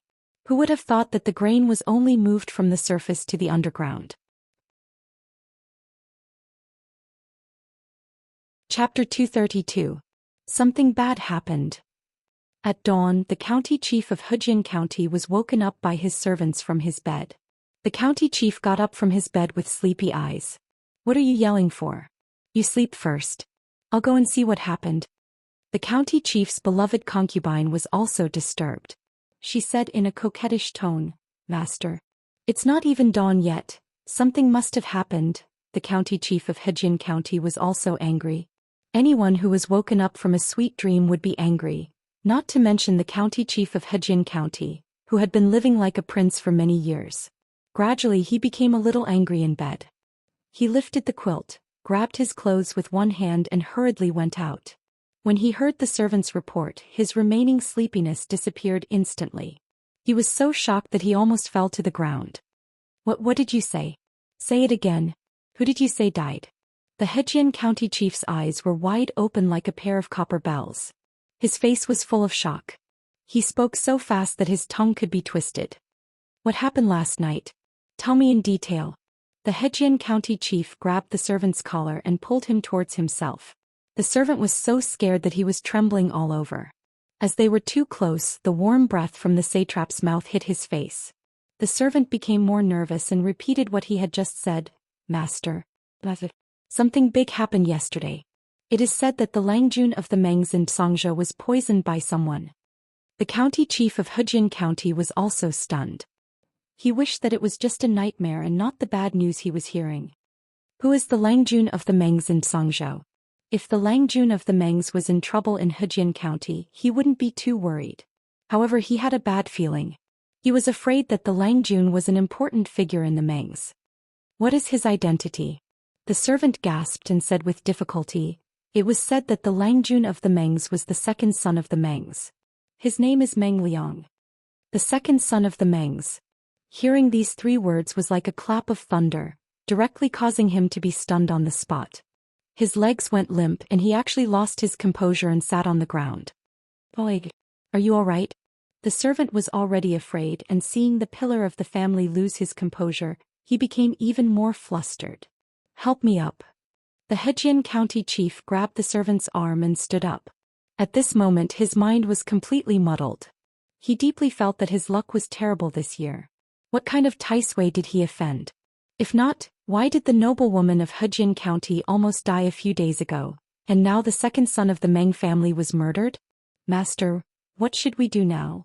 The servant still remembered the scene a month ago when the head of the entourage broke into the city gate with his men and killed people. He didn't take the Hejian County chief seriously because he had a strong backer. If the Mengs want to make a fuss about it, I'm afraid. Even though Meng Liang wasn't killed by the Hejian County chief, it was still someone who got into trouble in his territory. It was highly possible that the Meng family would implicate him in a fit of anger. The county chief of Hejian County was pulled back to reality by Meng Qi's words. He pulled himself together and pretended to be calm. What are you afraid of? I'm a righteous man. The disciple of the Meng family came to Hejian County without receiving any news. Can you blame me if something happens to him?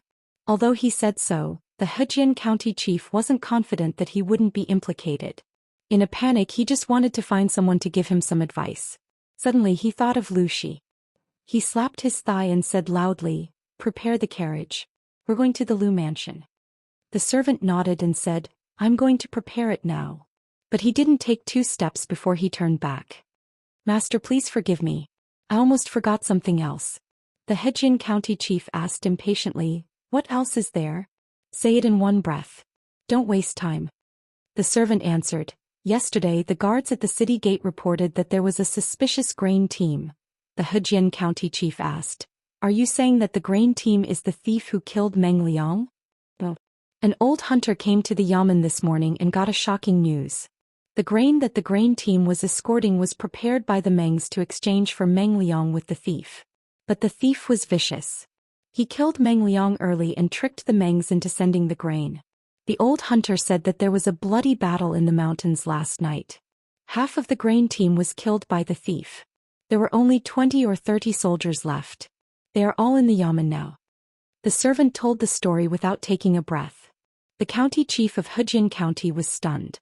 He was shocked by the first news, but he had mixed feelings about the second news.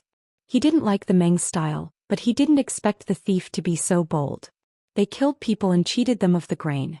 The Hejian County chief thought for a while and said, "Go to the yamen first and then to the Lu mansion. Send someone to send the visiting card to the Lu county chief." It seemed like a peaceful day, but there was an undercurrent brewing in the dark that affected the pulse of Dongqing. The common people didn't notice it, but those who were well-informed reacted. The survivors of the grain team were all from the Mengs, so they were tight-lipped. But there was also an old hunter who escaped from death. He didn't have a high level of awareness, so he didn't keep his mouth shut. With a little coercion and a little temptation, he would spill everything. Of course, it included the 2 sentences that the troops said to ridicule the Mengs. It was ridiculous that Meng Gongyong of the previous dynasty said that his descendants were worse than dogs. And the second sentence, which was even more infuriating, said that Meng Gongyong killed the enemy and brought peace to the world, but his descendants lost their children and grain. Even a blind man could tell that the culprit who kidnapped and murdered Meng Liang was trying to humiliate the Mengs. Because of the fear of the Mengs, people didn't dare to say it out loud. But they despised the thief in their hearts. They were one of the 4 noble families of Dongqing, but now they were being ridiculed by the thief. Thinking about how brave Meng Gongyong was in the past, it was sad that his descendants had come to this. For a while, the 2 sentences spread among the people as if they had wings. No matter what era the people were in, they were always interested in gossip. Their love for fun had never changed. Before the Hejian County chief came to visit, Lu Shi had heard several versions of the story. He was speechless. He knew who did it and he was mentally prepared. But when he heard the news, he was still touched. "Give me some advice. If even you can't do anything, the arrogant Mengs won't let me go." The Hejian County chief was so anxious that his mouth was bubbling. Lu Shi smiled and shook his head. He elegantly poured a cup of tea for the Hejian County chief and said slowly. Chapter 233.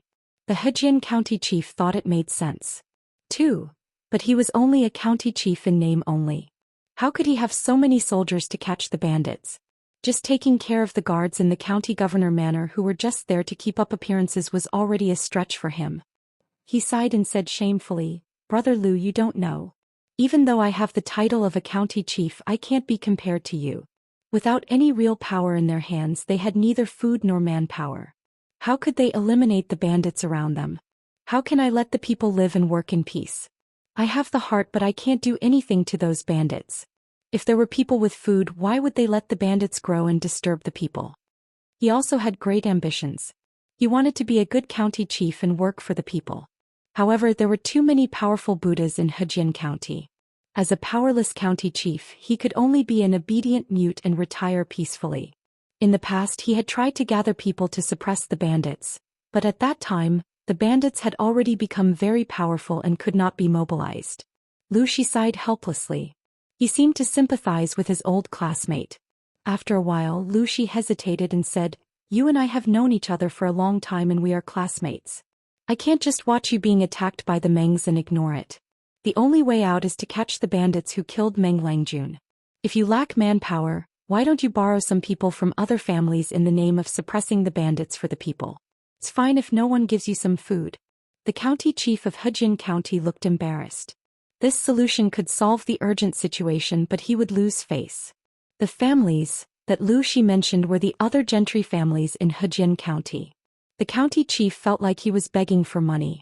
Seeing the county chief hesitate, Lu Shi said righteously, "My family doesn't have many resources. Even though we have some property, we are only the second branch. We can't take over the family, so there's a limit to what we can do. If you don't mind, I'm willing to give you 100 servants to help you suppress the bandits." The gentry families were big and had many servants. But the number of servants to guard the house was fixed, and the number was fixed. After all, it didn't take too many people to look after the house. If there were too many, it would be equivalent to raising another mouth to eat without doing anything. Under normal circumstances, if the Hejian County chief went out to borrow people from other families, he wouldn't be able to borrow many. Of course, the wealthy families that secretly raised private armies were an exception. 100 people was a huge number and a generous one. How could the Hejian County chief not be shocked? Even the previous few times when they were suppressing the bandits, they only mobilized 100 or 200 soldiers. The county chief of Hejian County calmed down and relaxed his frown. If it weren't for the inappropriate situation, he would have laughed out loud. "Brother, you've really helped me a lot. Regardless of whether we can catch those thieves or not, I will owe you a big favor." Lu Shi also broke into a smile and said a few words humbly. He looked like he was doing it for the sake of brotherhood. The Hejian County chief naturally had to return the favor after receiving such a big favor. The 100 people were like 100 mouths. The Lus had already sent people, they couldn't ask them to give back food. Therefore, he decided to pay a visit to the other landowning households later and ask them if they could give him some food or not. After all, to these landowning households, people were more valuable than food. Anything that could be solved with food was nothing. Training servants required energy, money, and material resources. If the people they lent out were lost, they would suffer a great loss. In comparison, it was more cost-effective to send people off with a batch of food. With Lu Shi taking the lead, the other families couldn't be too stingy. They would more or less give some food. Although it was a bit embarrassing, it was worth it if they could get through this crisis. The Hejian County chief felt better when he thought about it. After Jiang Pingji finished dealing with the follow-up matters, she received a message from the gatekeeper asking her to see Lu Shi. "Father, what can I do for you?" Jiang Pingji was a bit confused. Lu Shi wouldn't scold her because of what happened last night, would he? "Father has found a few free suckers for you." Jiang Pingji was confused. "What suckers?" Lu Shi smiled and took a sip of tea. He told her about the visit from the Hejian County chief. "You should have 100 people in your troops, right? If you are willing, you can lend them to the Hejian County chief. He will be in charge of the troops, but you can make all the decisions secretly. You can divide the spoils of war. As for the captured bandits, I will talk to him and give him a clear path." Jiang Pingji had secretly suppressed the bandits and recruited usable bandits into the troops. It was a good idea, but it was not a good way to explain if they were discovered. Lu Shi wanted to use this opportunity to give her a clear path and get a call from the Hejian County chief. Of course, the 100 people belonged to his daughter, so it was not appropriate for Lu Shi to make the decision for her. If Jiang Pingji was not willing, Lu Shi planned to send 100 people from his guards to the Hejian County chief. Jiang Pingji listened and thought about it carefully. He was a bit tempted. Giving her a clear path was only one of the benefits. The other was that during the suppression of the bandits, all the expenses of the troops would be paid by the public account. What did it mean by paying the public account? The chief of Hejian County collected food from various aristocratic families and used it all to feed Jiang Pingji's troops.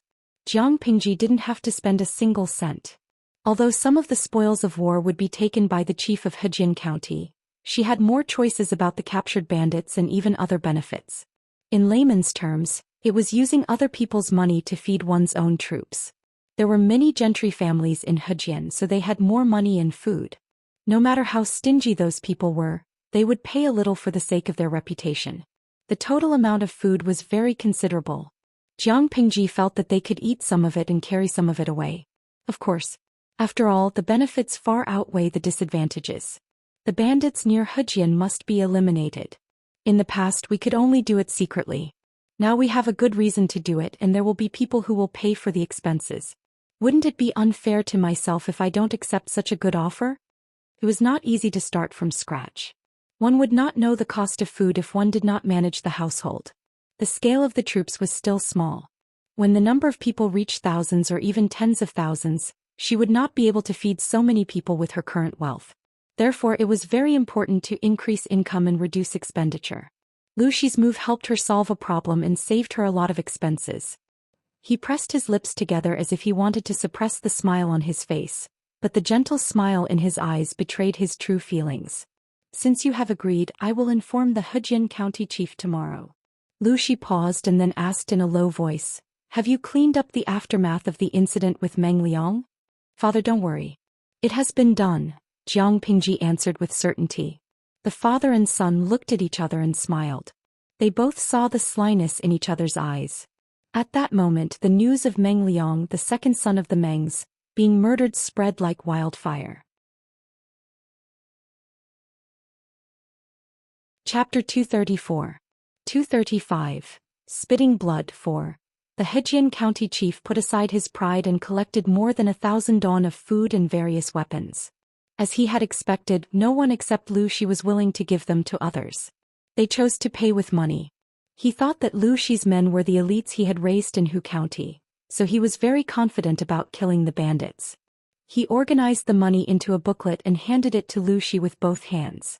He also told Lu Shi that he was not good at dispatching and hoped that Lu Shi would pay more attention to him. After all, they were Lu Shi's soldiers. Although Lu Shi said that he would lend them to him, it was not appropriate for the Hejian County chief to interfere. Of course, Lu Shi wouldn't refuse the supplies that were delivered to his doorstep. He politely declined them and accepted them under the urging of the Hejian County chief.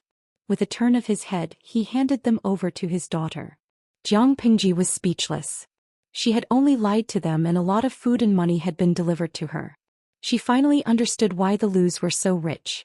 Lu Shi did not see through her thoughts. She hinted, the Hejian County chief can't eat or sleep well. He is eager to see the bandits killed. Jiang Pingji's heart skipped a beat. She understood the meaning of his words and nodded in response. Father, don't worry. I know what to do. They had to kill the bandits, but she had the final say on who to kill. She just needed to show a good record. The Hejian County chief would probably be grateful and think that Lu Shi was a good friend and that Lu Shi was a hero. Anyway, the father and son would take all the material and reputation benefits. Others would be happy even if they suffered a loss. Lu Shi was worried. The tallest tree in the forest will be destroyed by the wind. The tallest tree on the shore will be destroyed by the current. People are stupid. Those who are outstanding are easy to be envied and criticized.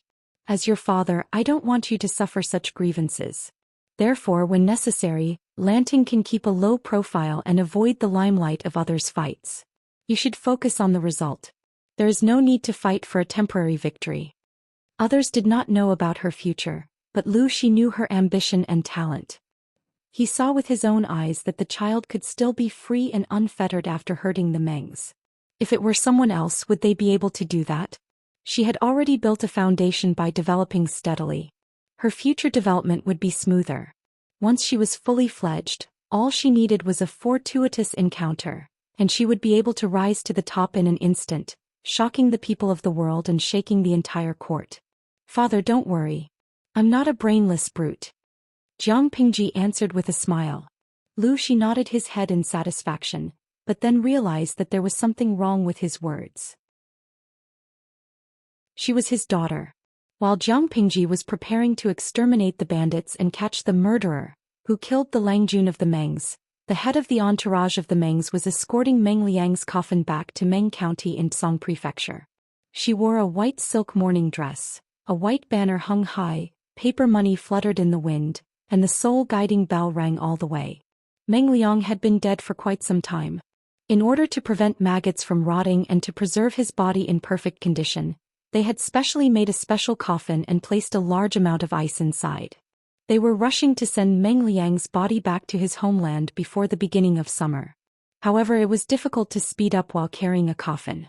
It should have taken them only half a month to travel at top speed, but it took them a month and a half. They had lost count of how many times they had waited for a month and a half. By then, Jiang Pingji had expanded the number of troops to 1,000 after exterminating the bandits. That was the result of her being picky. If she had slightly loosened the selection criteria, she would have had about 2,000 troops. In a month and a half, they had conquered more than 20 bandits' villages and secretly used them as strongholds. They had looted countless spoils of war.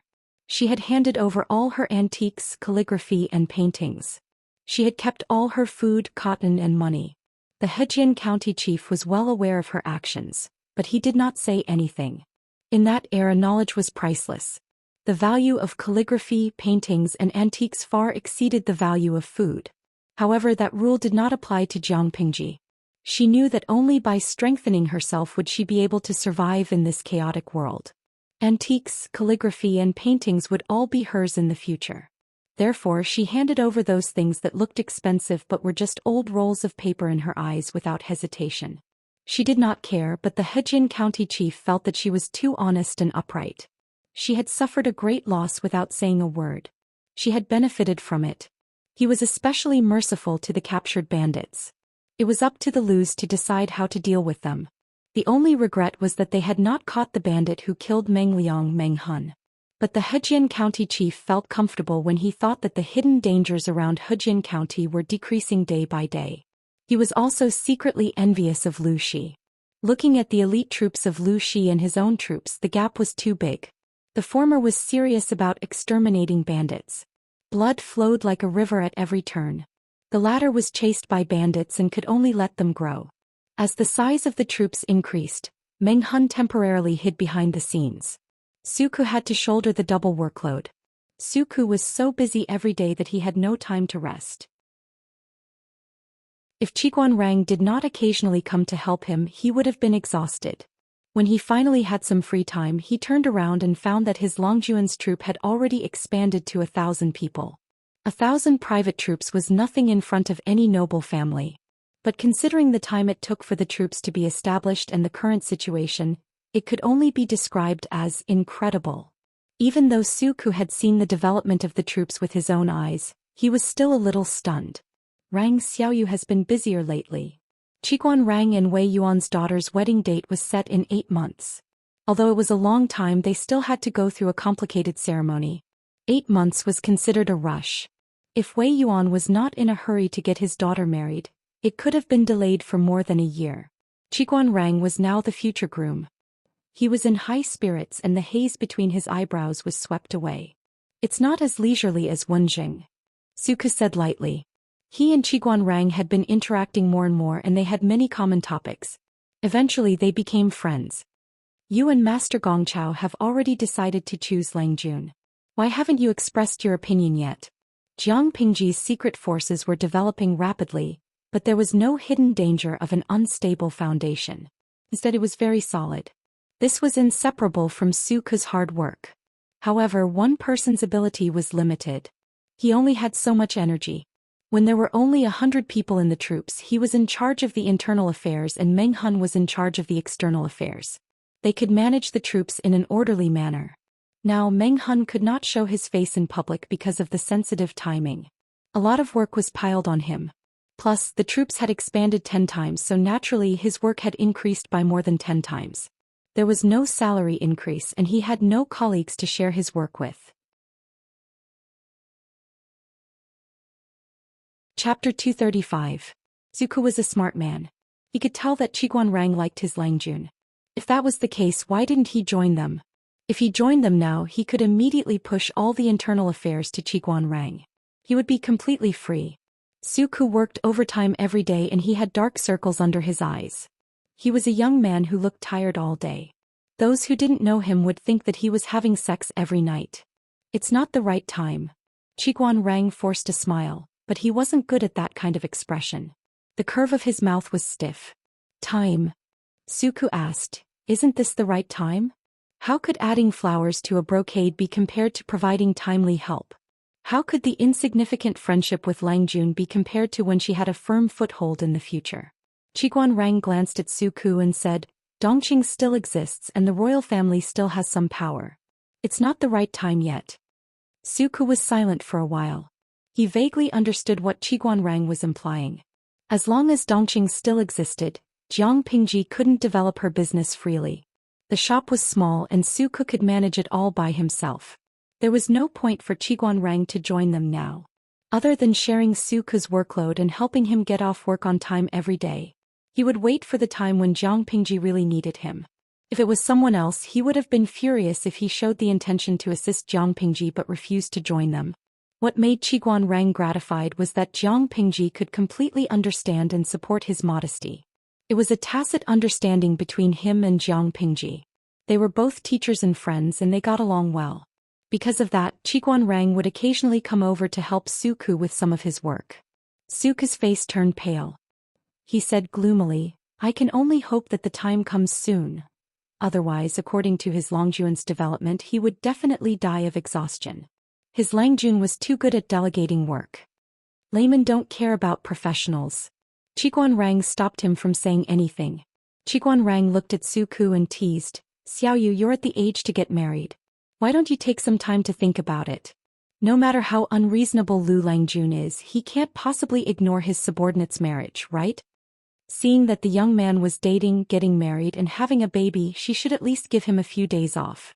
Qiguanrang did not want to join the team at this time because he saw the heavy workload and wanted to relax for a few more days. After hearing this, Suku's face turned red and pale. He seemed to be in a dilemma. When Zheng's suggestion is really, could he say that Qiguanrang was very similar to his Langjun in some aspects? If Jiang Pingji knew how busy Suku was, she would probably say the same thing. Suddenly, Suku changed his mind. He hoped that the time for Qiguanrang to join them would come later. He could not imagine what would happen if his Langjun and Qiguanrang got together. He would be the one who would be exhausted. Qiguanrang pursed his lips and said, Xiaoyu, you don't have to be so depressed. Once Lu Longjuan's name spreads, there will naturally be talents coming to visit. Suku still had a hopeless expression on his face. Wait until then. He guessed that he had already died of exhaustion at his post. Although Jiang Pingji was a hands-off boss, it did not mean that she did not care about anything. Sans Hisong Xuningsher, the streamer has been going shopping for the past 2 days. I feel a little bored. Wuxia is Hao Liao Qiao. #propping chin.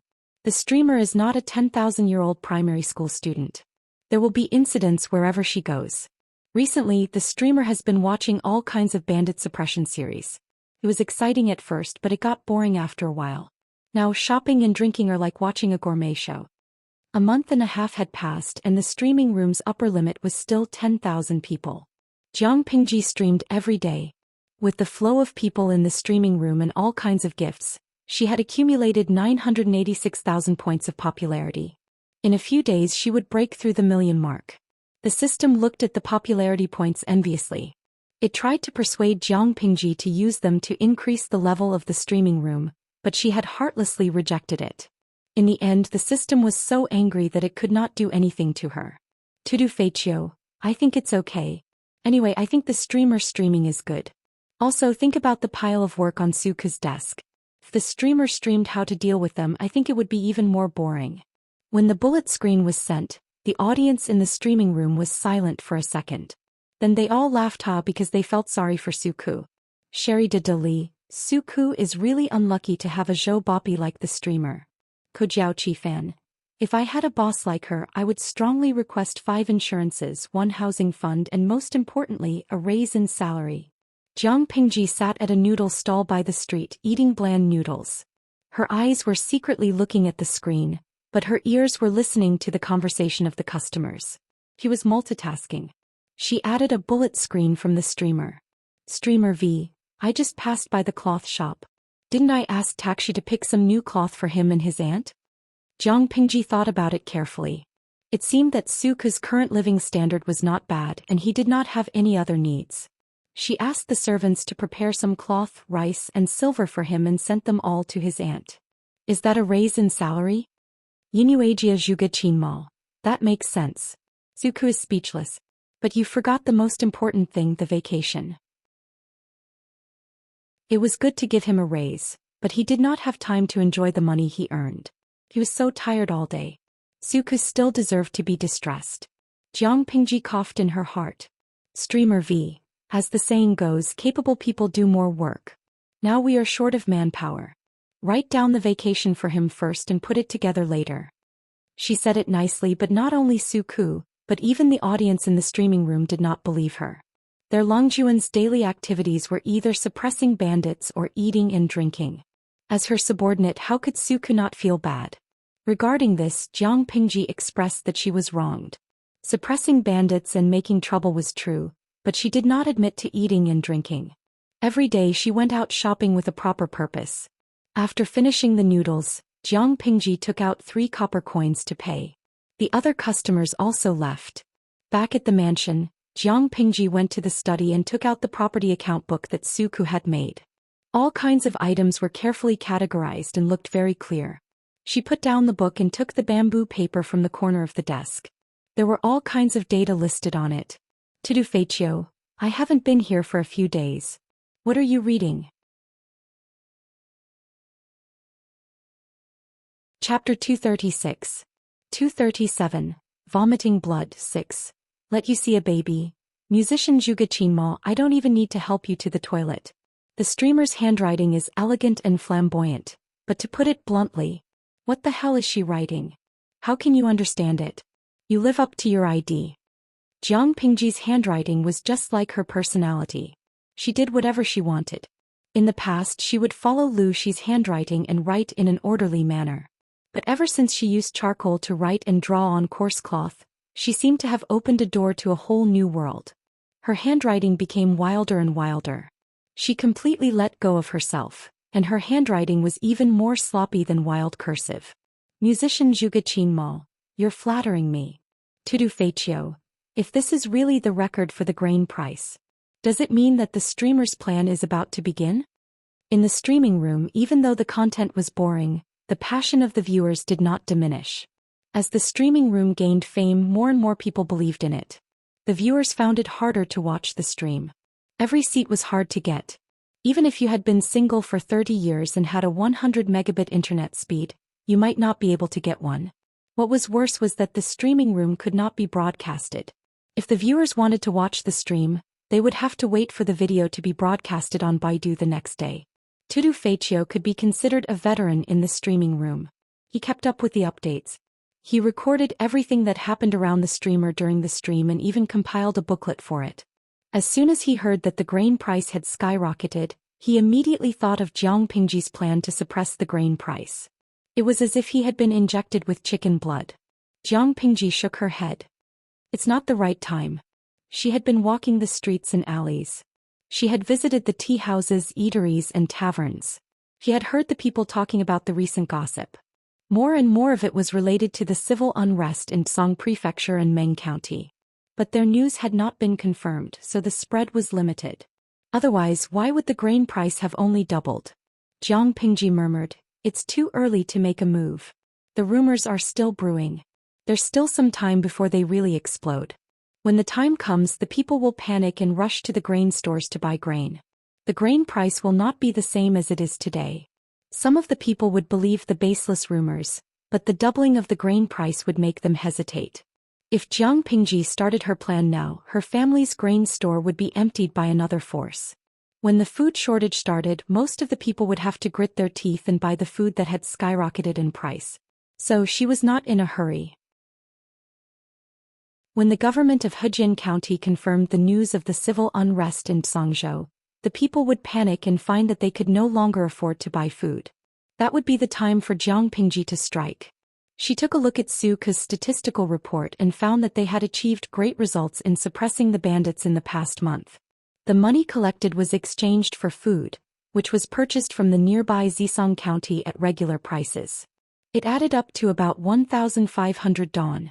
The 3,000 dong she had extorted from the Mengs and the 1,300 dong the Hejian County chief had collected from various aristocratic families. After deducting the food consumed during this period of time, she still had 5,500 dong left, which was much more than she had expected. Takshu, go and tell the butler to call the shopkeeper of the grain store over here. The second branch of the Lus owned all kinds of stores. Half of them were Gu Min's dowry, and the other half were bought by Lu Shi over the years. The Lus had 3 grain stores in Hejian. They were located in different areas and had different customers. Daily necessities such as rice, oil, salt, soy sauce, vinegar, and tea did not make a lot of money, but every person needed them and the demand was huge. Therefore, the profits of those stores were moderate every year. As long as the shopkeepers followed the rules, it would be difficult for them to make a loss. The 3 shopkeepers were a little scared when they were suddenly summoned by their master. They were afraid that they had done something wrong and would be fired. Don't be so nervous. I called you here to ask you some questions. Jiang Pingji sat at the head of the table and asked one of them in a cold voice, "How's the business these days?" The shopkeeper answered respectfully, "The business is okay. The people are worried about the civil unrest in Zhangzhou, so the grain is selling smoothly." "Is there anything else?" The shopkeeper was startled. He thought carefully and said, "Apart from some scattered purchases, there are many big businesses." The so-called big businesses were actually other grain stores planning to buy in bulk from them. But the shopkeepers were not stupid. They knew that the price of grain was rising fast, so they could wait for a while and sell slowly after the price rose to another level. Anyway, no matter where the grain was, they would not lose money. The only difference was whether they could make more or less. "You sold the grain?" Jiang Pingji asked. In order to have a continuous supply, the grain stores would more or less have some grain in storage. The shopkeeper hurriedly said, "I wouldn't dare to do that. Of course, I have to ask my master before I make a decision." Jiang Pingji nodded with satisfaction and said, "Just follow the price of grain these days. If the people want to buy in bulk, you can sell it as usual. If someone wants to buy in bulk, you don't have to ask for permission."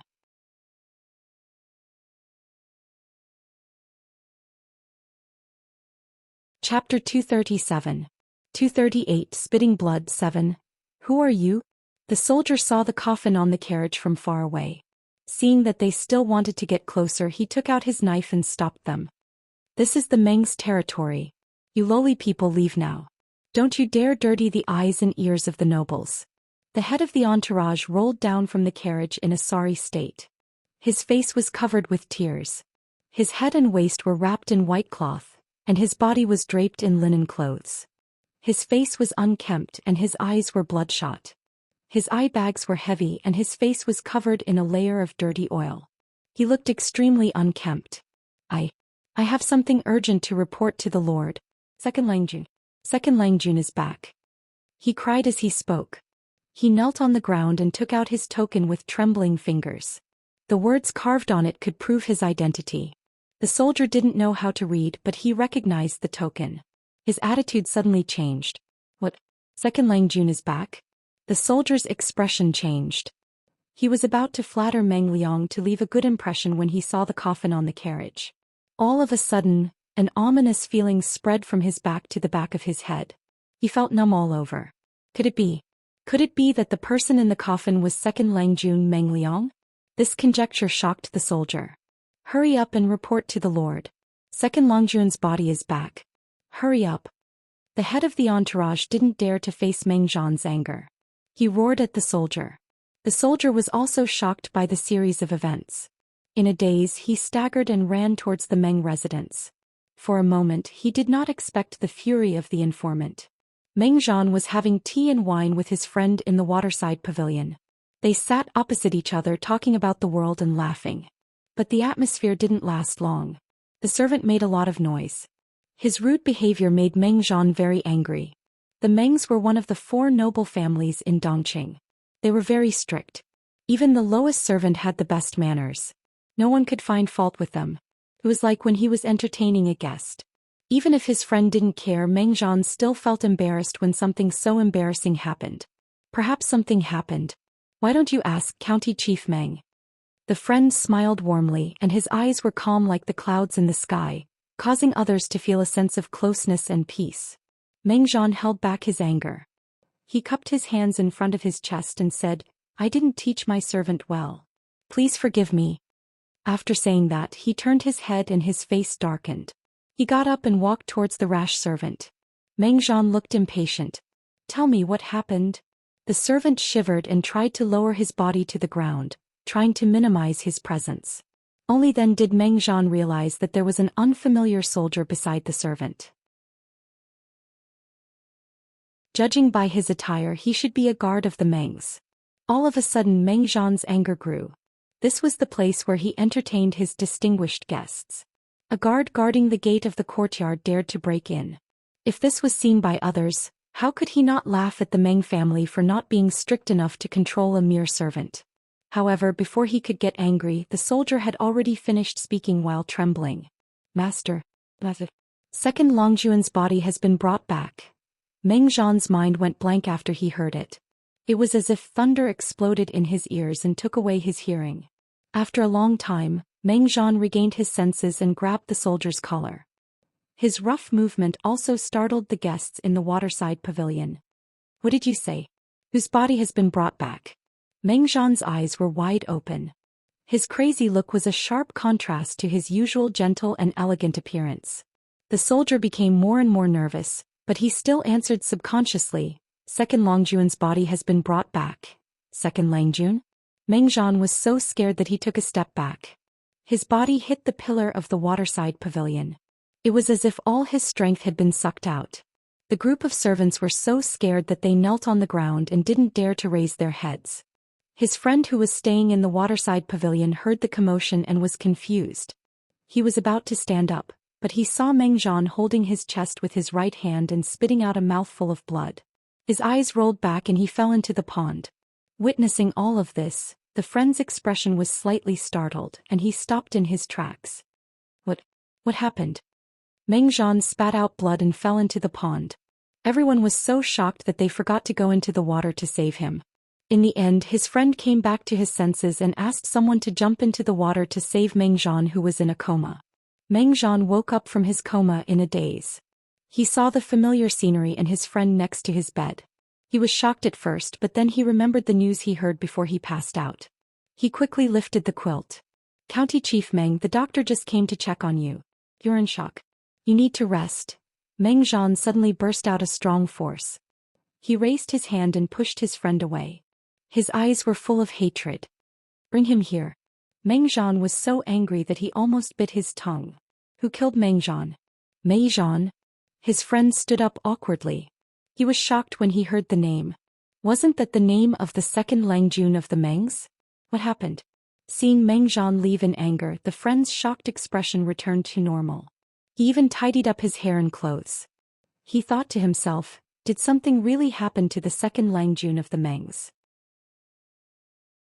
Thinking about the young friend he met before he came to Meng County, the man raised his eyebrows and his eyes flashed with a hint of playfulness. "Don't tell me, you've already predicted this?" He followed Meng Zhan and followed him to the hall where Meng Liang's coffin was placed. The servants had put on plain linen clothes, and the decorations in the room had been changed as well. White banners were fluttering and candles were burning. It looked like a mourning hall with a giant coffin in the middle. As soon as he walked in, a strong rancid smell lingered in his nose. Meng Zhan lost his composure and pushed open the lid of the coffin. The body inside was already rotten and covered with maggots. Meng Liang had been dead for almost 3 months and the weather was getting hotter and hotter. There was no place to replenish the ice along the way, so the body could not be preserved. It was normal for maggots to grow. However, the more it was like this, the greater the blow to Meng Zhan. Even though he didn't believe that the person in the coffin was his son, he could still see the outline of Meng Liang from the maggot-covered face. This was his son. Seeing this, Meng Zhan's throat hurt again. Blood spilled out from the corner of his mouth. This scene caused everyone to be shocked again and again. The friend secretly raised his eyebrows. As he was about to leave, there was a fragrant wind. He saw a lady in luxurious clothes lying on the coffin crying. She looked like a pear blossom in the rain. It was a pitiful sight. However, with such thick makeup on her face, it was impressive that she didn't make a mess of her face when she cried. The friend thought to himself. He then heard the lady call the second Langjun in the coffin as her son. Wait, wasn't Meng Liang's mother the second wife of the county chief of Hu County, Lu Shi? The friend's eyes widened. Chapter 238. 239, Spitting Blood 8. His friend stopped looking at him and comforted him gently. County Chief Meng, I'm sorry for your loss. Don't be too sad. However, the pain of losing a son in his middle age was not something that could be soothed by a few words of comfort. Meng Zhan held the edge of the coffin with both of his hands. His fingers were visibly shaking. Because he was using too much strength, the tips of his fingers had turned white. Seeing his veins bulging and his face dark, his friend didn't say anything else. He just sighed and stepped aside. Obviously, Meng Zhan didn't need someone else to comfort him. He needed a quiet place where he could calm down and recover from the sudden shock. However, Meng Zhan didn't want to be alone. He just wanted to figure out why Meng Liang died. His son was fine. Even though he had some small problems and made some mistakes, so what? The Mengs had been a prominent family since the founding of the previous dynasty. They had a huge business and they could handle anything for Meng Liang. If he had known this would happen when he sent him to Shangjing, he would have shouldered all the pressure and protected him under his wings. Now he was on the road to hell at such a young age. As an old father, he had to watch his son die before him. Meng Zhan was a man after all. He was stronger than his crying concubine.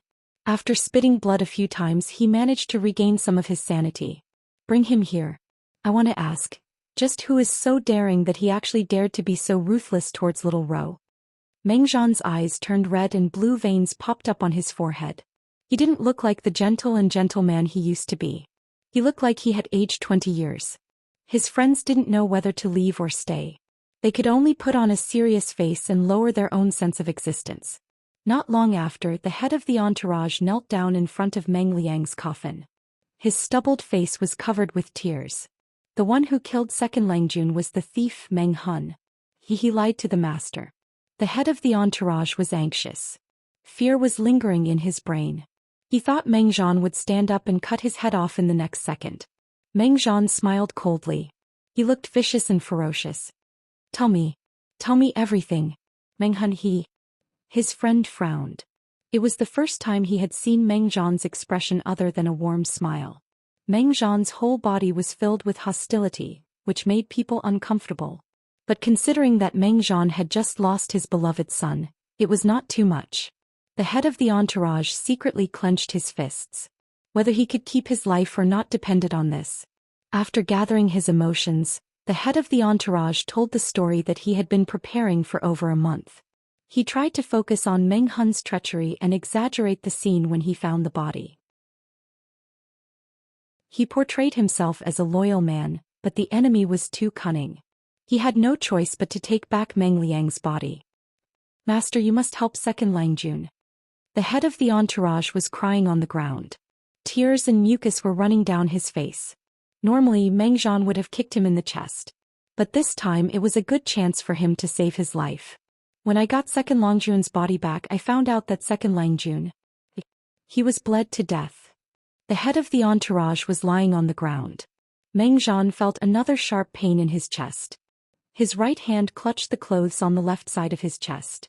He clenched his teeth and his lips turned blue. Seeing that he was about to pass out again, Meng Zhan pulled himself together with his extraordinary willpower. His eyes were extremely cold. Second Langjun was bled to death by Meng Hun? These words were squeezed out through gritted teeth. No wonder Xianx's body was purple. Even though part of it was rotten, the body was still weirder than a normal person's. Yes. The head of the entourage nodded with difficulty. Tears streamed down his face. I failed to protect second Langjun. Master, please allow me to avenge him. When I get my revenge, I will kill myself. I will protect second Langjun in the afterlife. Meng Zhan's chest was rising and falling rapidly. His beloved concubine had already held him and helped him breathe. After a long time, so long that the head of the entourage thought he was going to die, Meng Zhan's cold and arrogant voice came into his ears. Forget it. If Xianxia knew you were so loyal, he would be happy. Meng Zhan said it unwillingly. He glanced at his friend and said stiffly, I must avenge Xianxia. I am the son of the Mengs. The name of the Mengs in Zhangzhou is not something a traitor can humiliate. If I don't kill him, I am not a man. At that moment, the head of the entourage seemed to remember something. He thought Meng Zhan's hatred could burn even more. After all, he was Meng Zhan's subordinate. The head of the entourage knew Meng Zhan's character very well. The reason why he could stay calm and spare Meng Zhan's death sentence was because he was worried that there were other people around. He couldn't reveal his true nature. If his friend left after paying his condolences, Meng Zhan would be doomed. So the head of the entourage played a trick. With a sorrowful expression, he took out a coarse blue cloth from his bosom and untied it. Meng Zhan took a deep breath and forced himself to calm down. He asked, What is this? The head of the entourage answered, This is the evidence that the traitor humiliated the Mengs and fooled us. Meng Zhan grabbed it and read every roll of coarse cloth carefully. The more he read, the more his hands trembled. In the end, he unfolded the largest piece of coarse cloth. The calligraphy on it was written in blood. It had already solidified and darkened. It emitted a pungent smell. Meng Zhan's beloved concubine wanted to go closer to read it, but she was choked by the smell. Those who break their promises are the dogs of the Mengs. Meng Zhan's face turned green as he read the beginning. It was as if someone had slapped him 100 times. The Mengs want to use me as a scapegoat to humiliate my wife and daughter. They will be humiliated even after they die. Meng Zhan's heart sank. He couldn't believe that Meng Hun, who was only a martial artist, could see through his real intention. His hands were still shaking as he unfolded the coarse cloth. He hurried to continue reading. If you want to do this to me, don't blame me for being ruthless. If Meng Zhan doesn't die, how can I face the consequences? Meng Zhan's heart ached. The blue veins on his forehead bulged. His head hurt so much that the world seemed to be shaking. Puff. He spat out another mouthful of blood. Meng Zhan's face was pale and he fell to the ground. The coarse cloth fell to the ground. In just one day he had spat out blood several times. His life was short because of the damage to his foundation. You're tuning in to the Zhou Xian's Legacy YouTube channel. Don't forget to subscribe and join us on this journey to catch the most captivating stories.